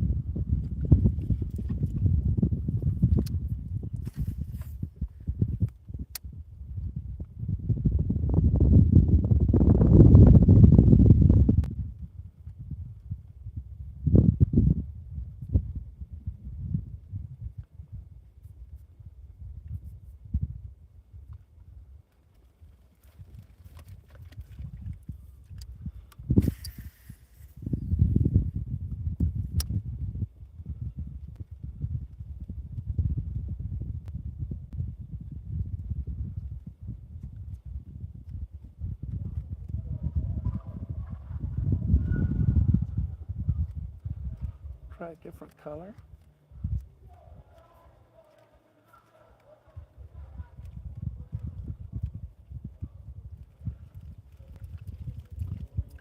What we could do, this is interesting to do too,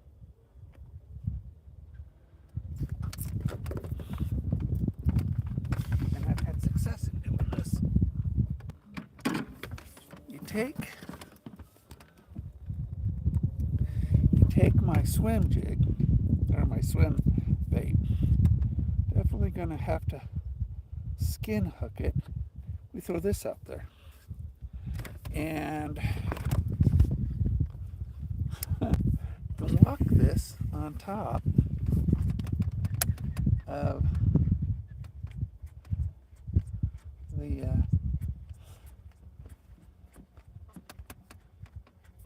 lily pads.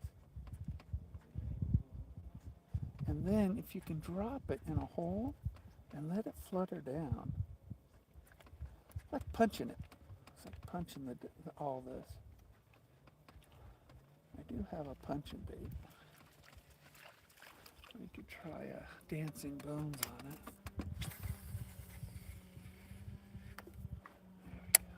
There we go. There's the hole.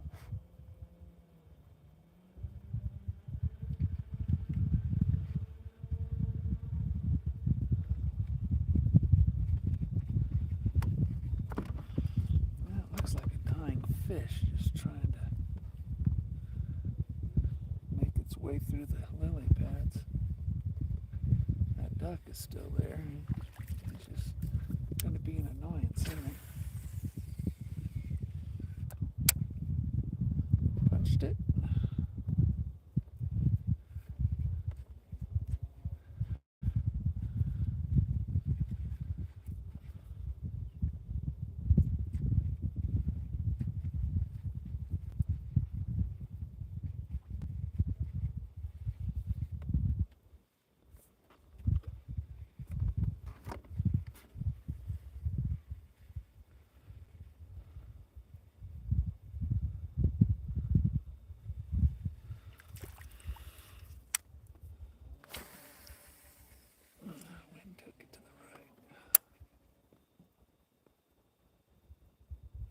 Now, nice thing about this, you don't have to wait that half a second.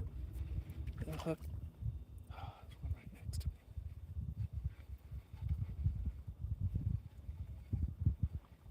Not a very big one, though. You can just tell by the blow up how big they are.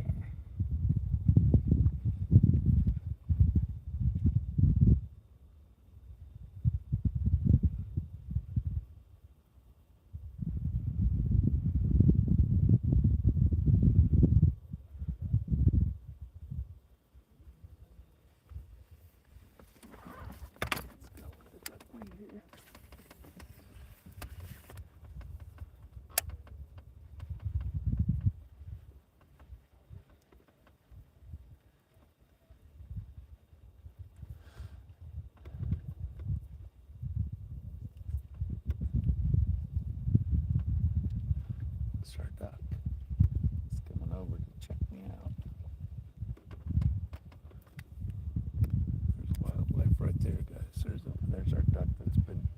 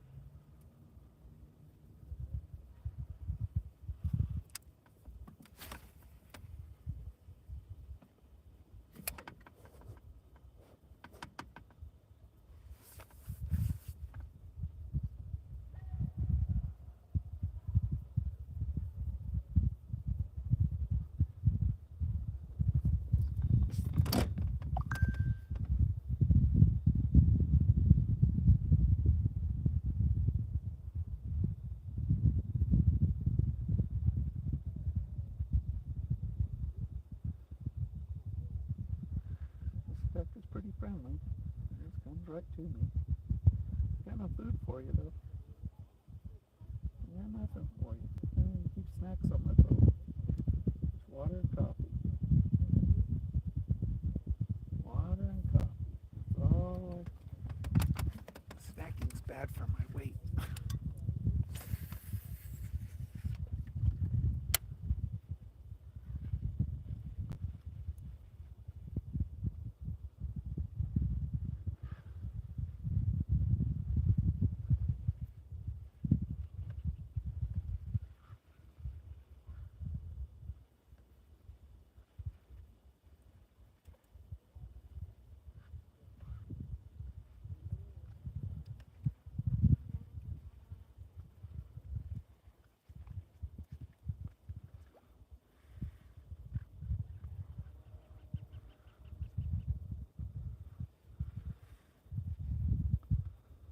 There's a little bass chasing it.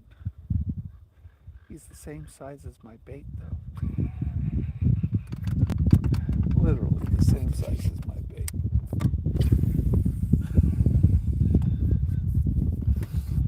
Daddy. Dad.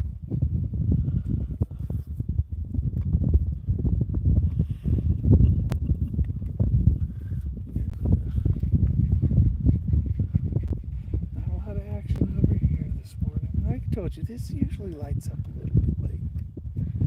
These do.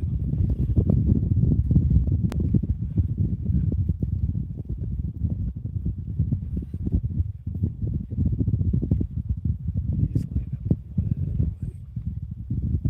Great blue herons are going crazy.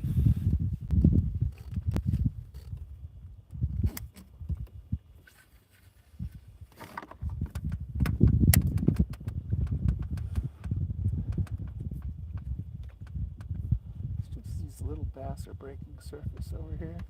6 inches, 7 inches.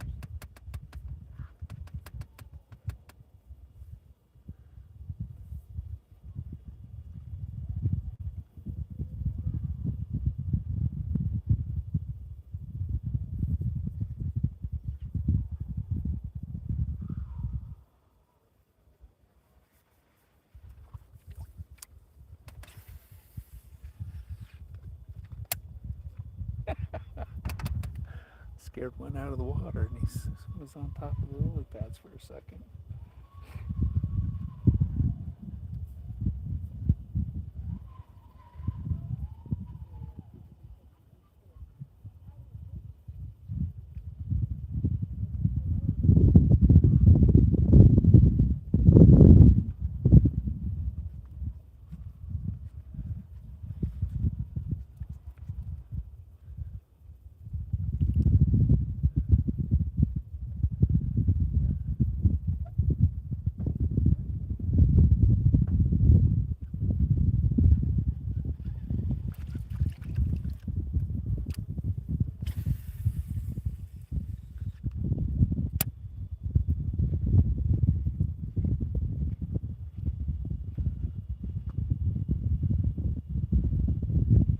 Try to listen to everything out here too. Man and his grandson over there fishing in the boat.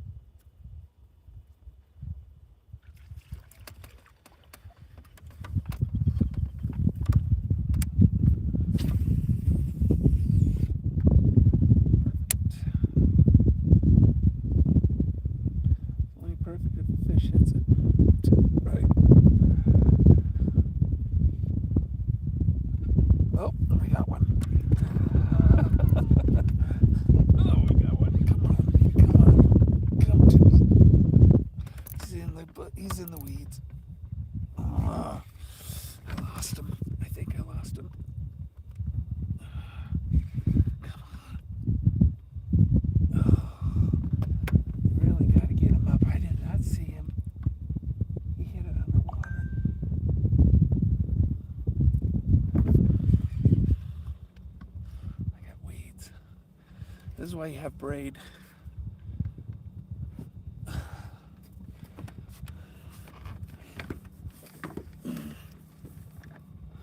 He could still be on there. I don't know. We gotta pull up Adrian and get closer.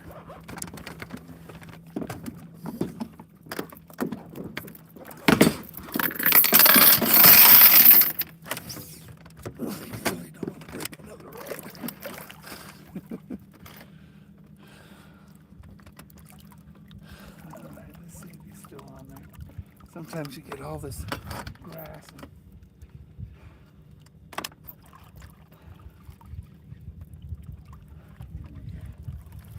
Definitely have one.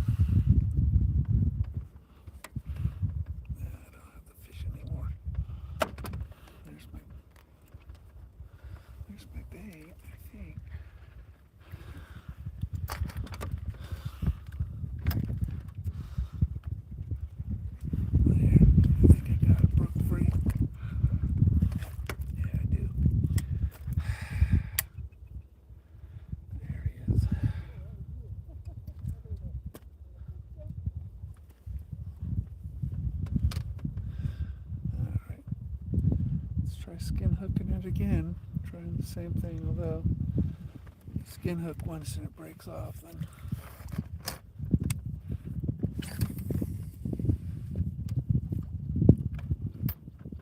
Really did tighten that up. Do that, you kind of mess up your wine.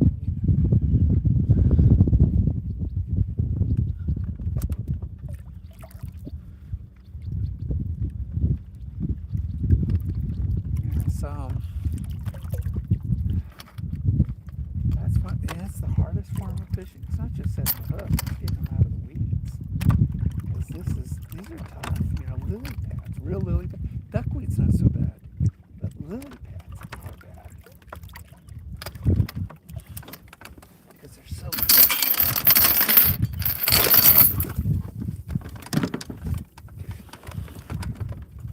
try to stay put here for a bit.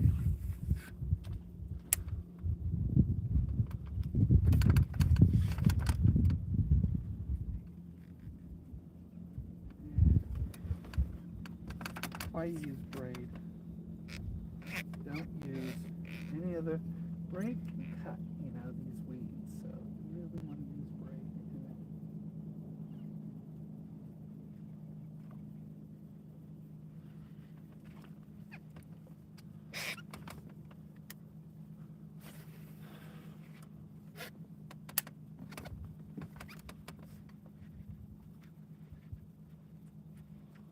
But I saw the wake. Get one?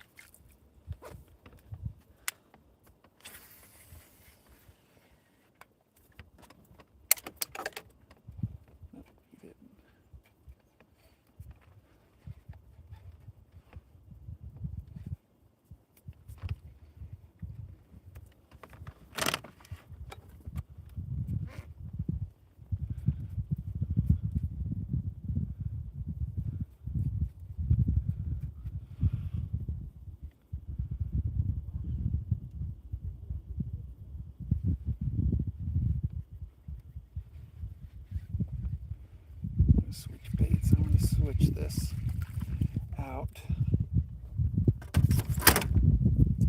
Different one.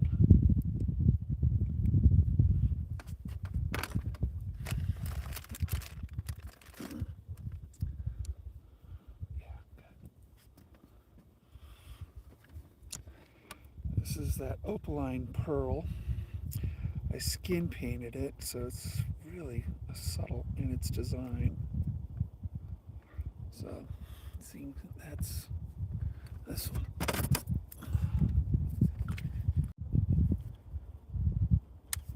So I'm going to run right along the edge here. I'm swimming right along the edge.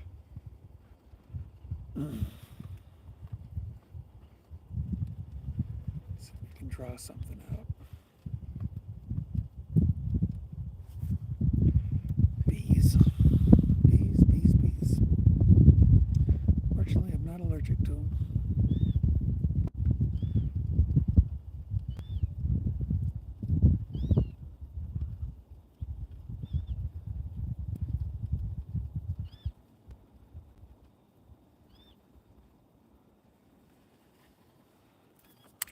Alright, that idea didn't work.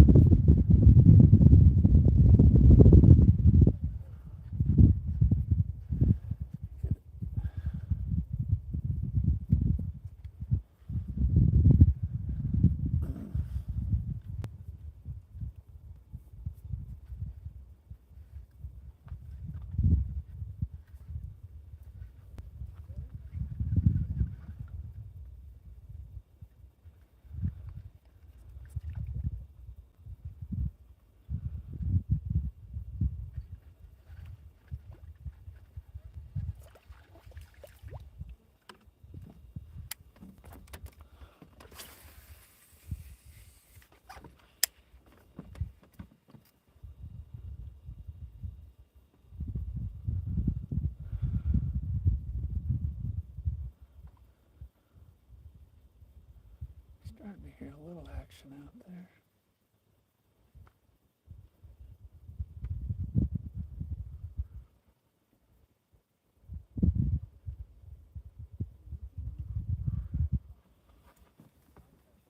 Try a frog.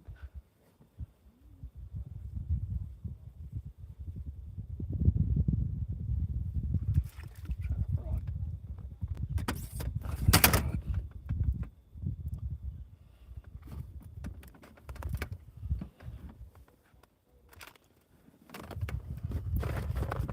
Try a popping frog. Tried black and chartreuse, that didn't work, so I'm gonna go with silver. It's a walking frog. Try a popping frog.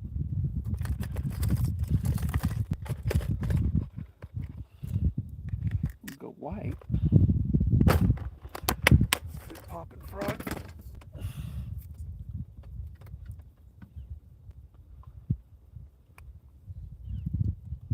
Starting to hear something out there, so something's starting to break surface. We'll pop this. Create a little bit of a ruckus on top.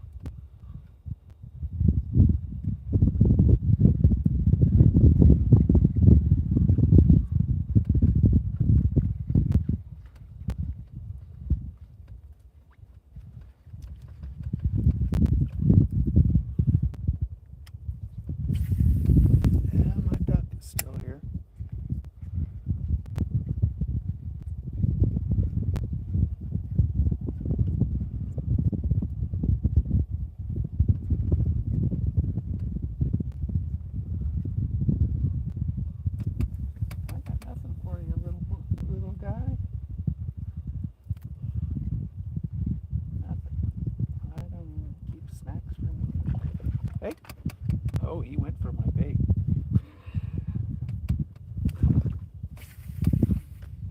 Really don't want to catch him.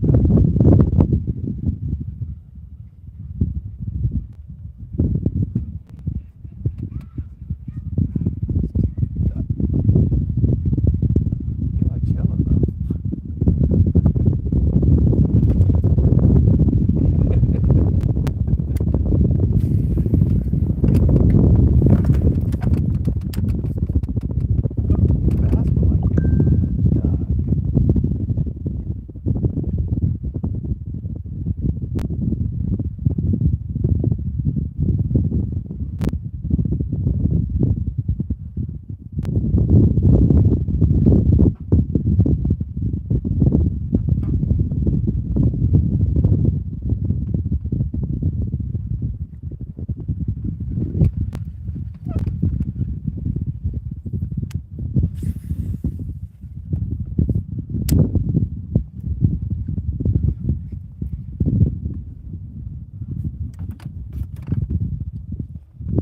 Alright, we'll give up on these lily pads for now. Go back out to the grass. Go back out to the grass.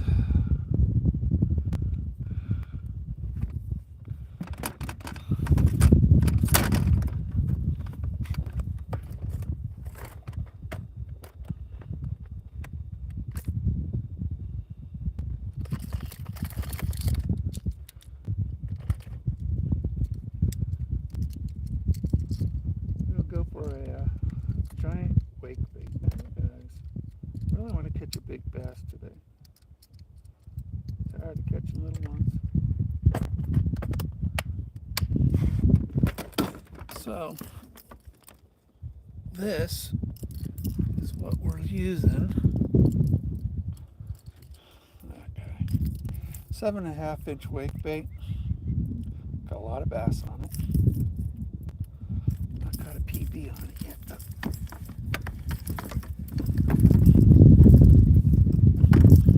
Today we wanted PB. What's PB? It's a personal best.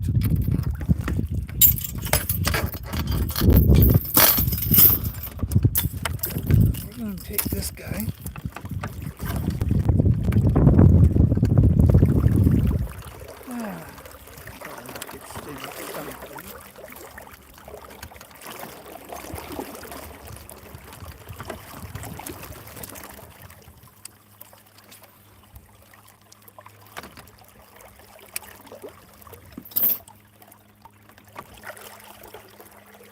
Back out to the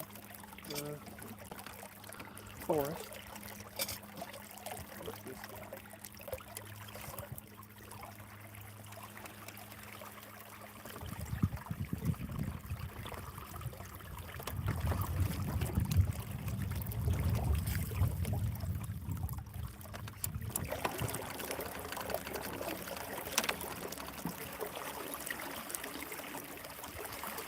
Put my trim down a little bit.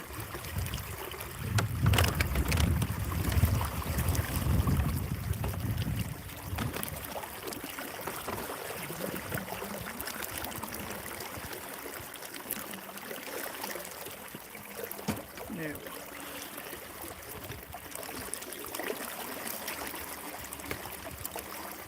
All right.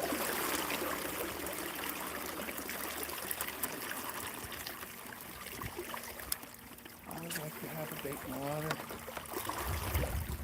I'll put you out there. Get out here to the deeper area.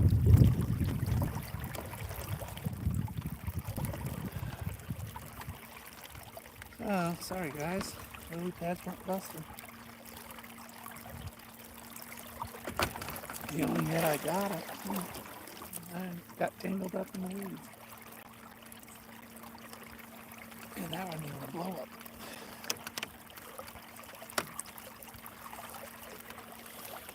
That's the danger of lily pads. It's the challenge, I should say, of lily pads. One, setting your hook. Two, getting that stupid fish out of there without you having him work it, spit it out.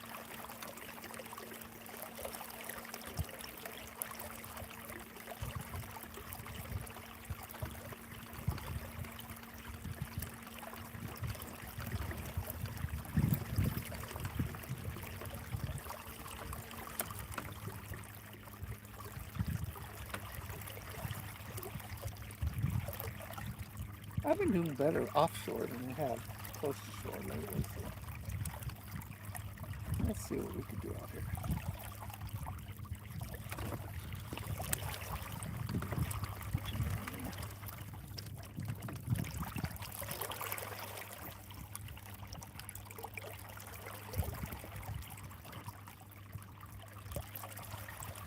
Now, this is a wake bait, so this is a top water bait. 7.5 inch, and one of my most successful baits I've ever made.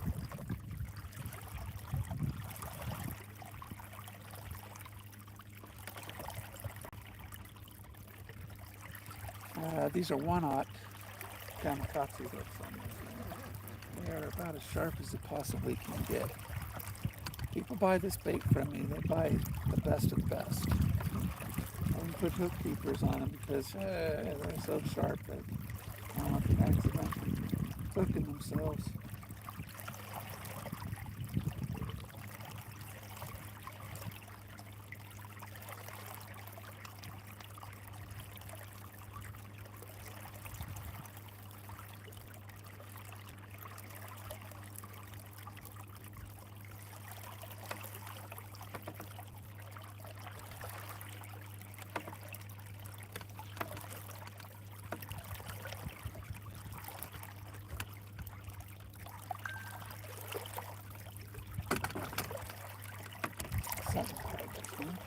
Tiny little bite. This is definitely a big fish bait. Typically 1/2 pound on up can hook themselves on this. That's a bow hook some.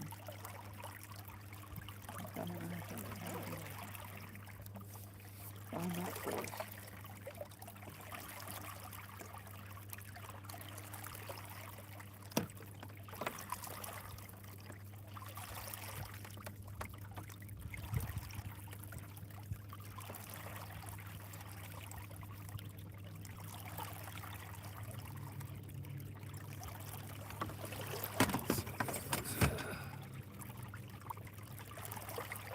You guys are saying I had to focus on all that.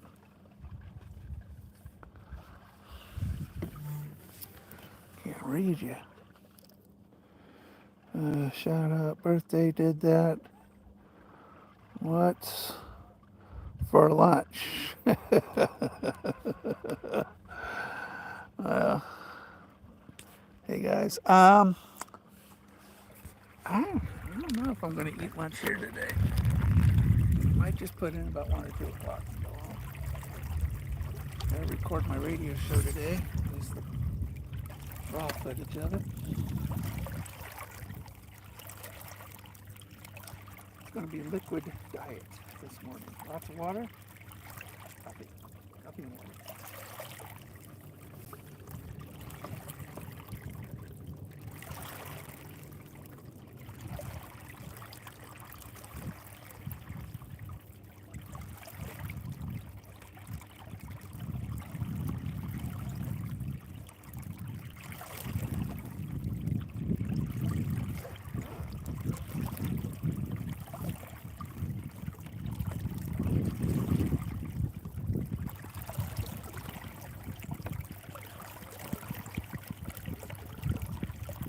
Normally a salad for lunch too.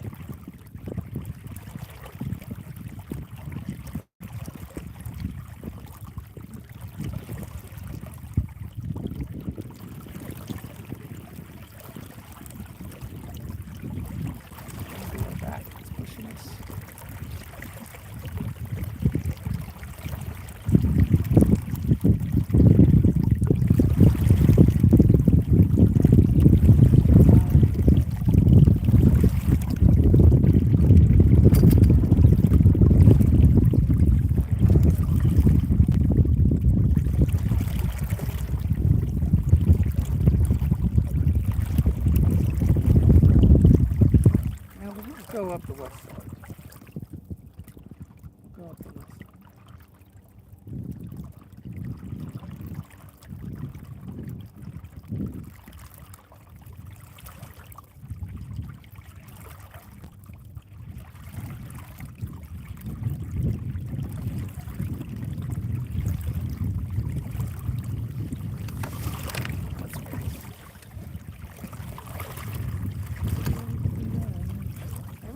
success there. But we'll see.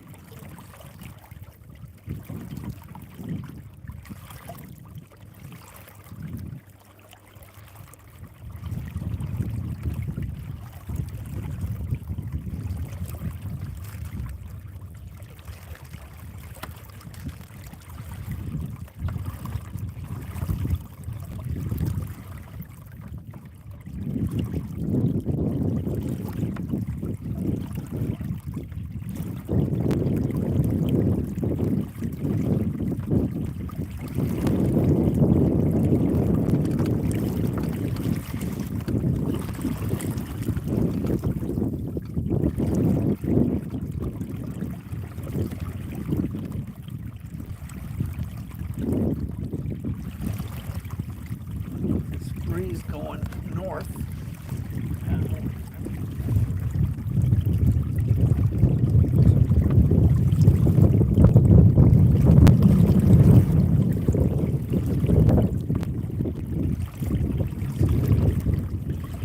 Blow this smoke out of here.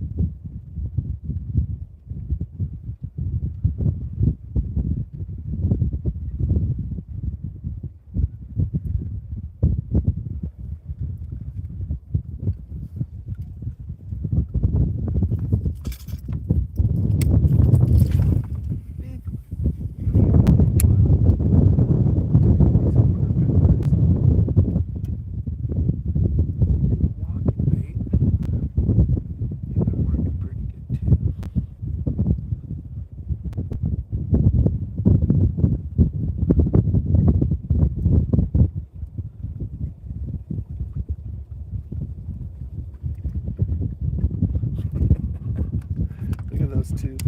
They just followed it right up to the boat. Just same size as my bait, though.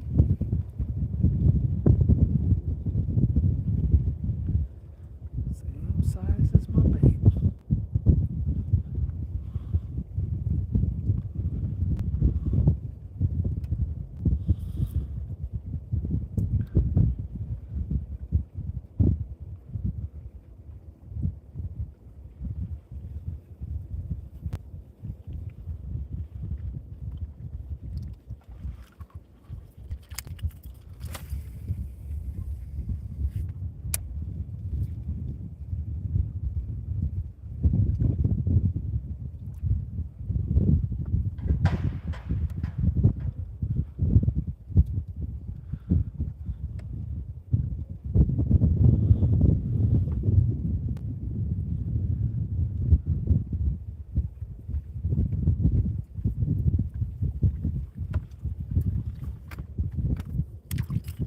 That duck is still following me.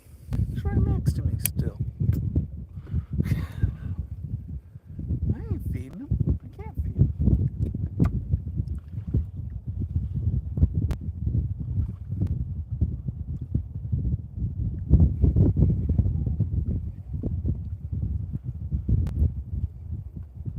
Silly duck.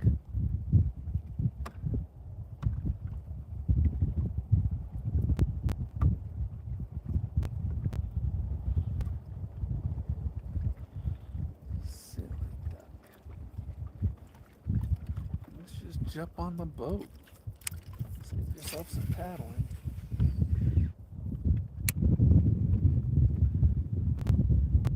There's some small ones jumping at him.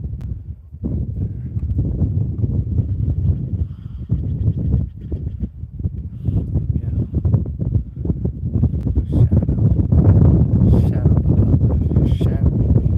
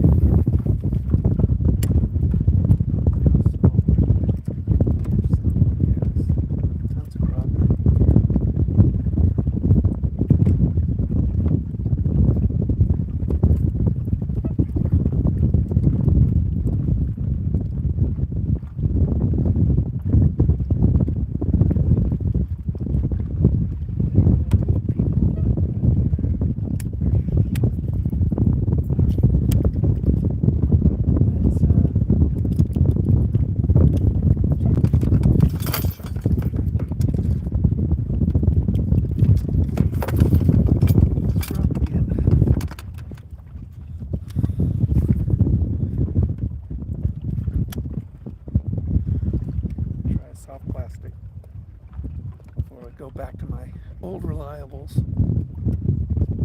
This duck is just waiting. I think he's bonded with my boat. This duck is bonded with my boat.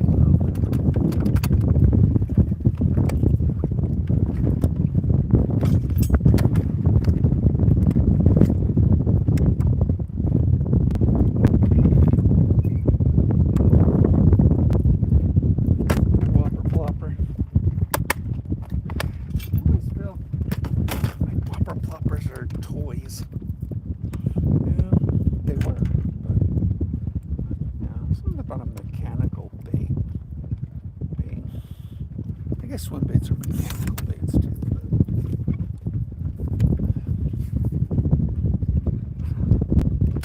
But having a propeller on it.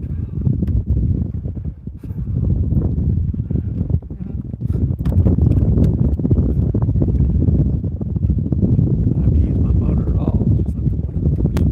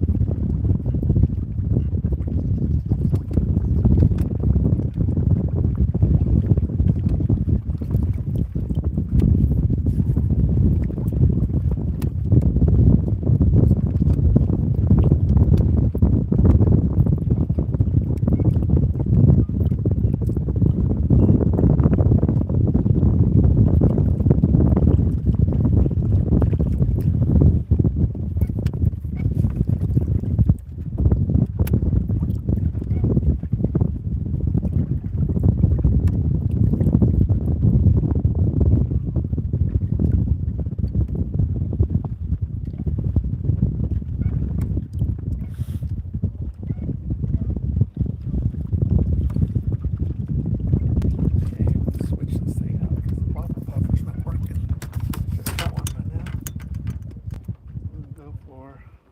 Any luck? Some, not a lot. I tried the lily pads, they weren't hitting.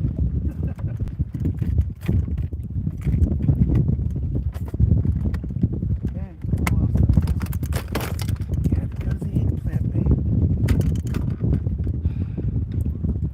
This bait is magic.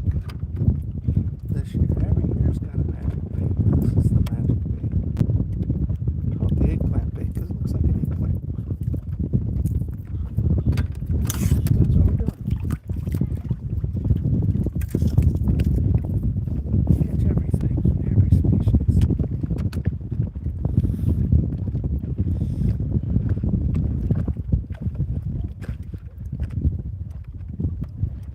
Should have some crappie right under your dock. A lot of perch. There's not a shortage of perch.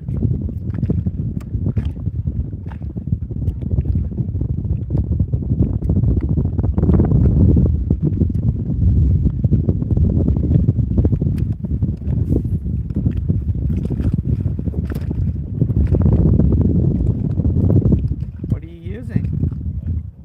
Worms? Oh, they work. Never argue with the old reliable. Oh, there we go. Oh, I think you got it. I had a bite. This is a bait I made. I call it my eggplant bait because it looks like an eggplant. I know, it's weird, but this year, every year's got a magic bait. This year's the eggplant bait. I don't know why.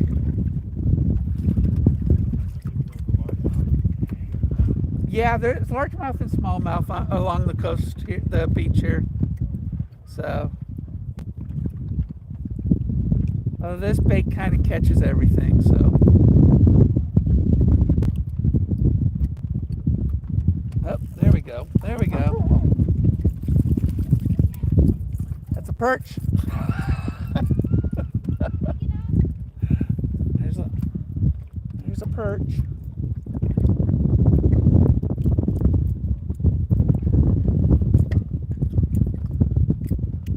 Catches everything. Here you go.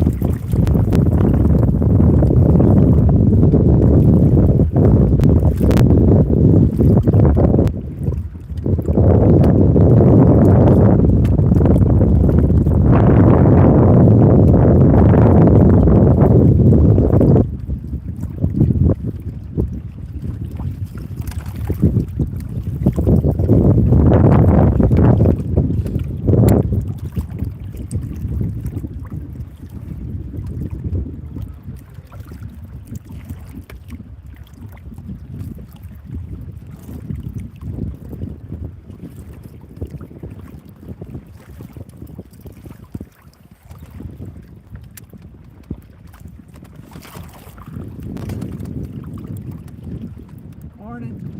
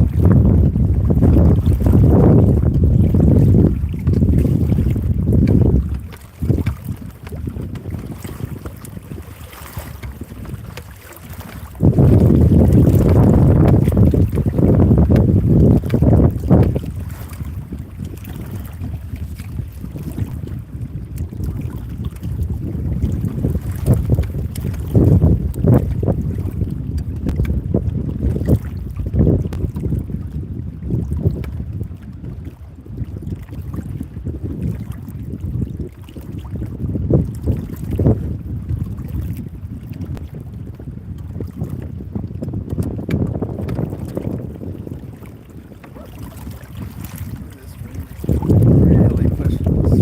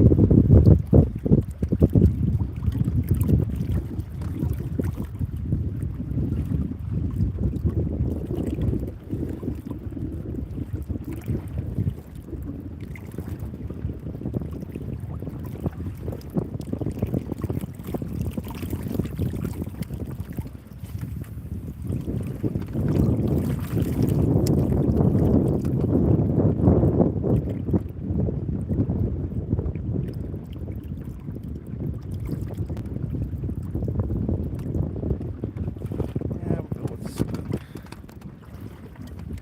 I'm throwing a big book here, so.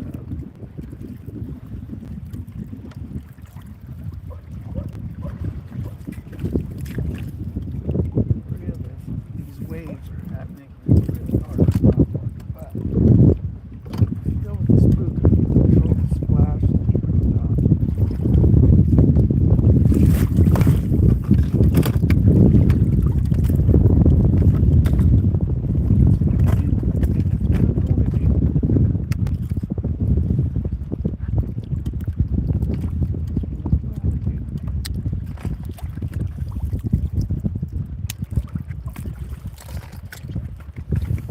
Go with black magic.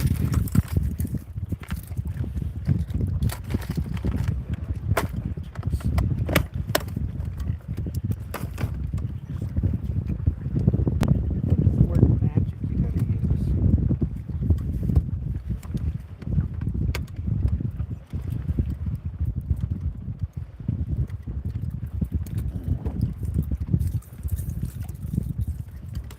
Okay, going with the spooks. These things cast a mile. I can hit a house with this.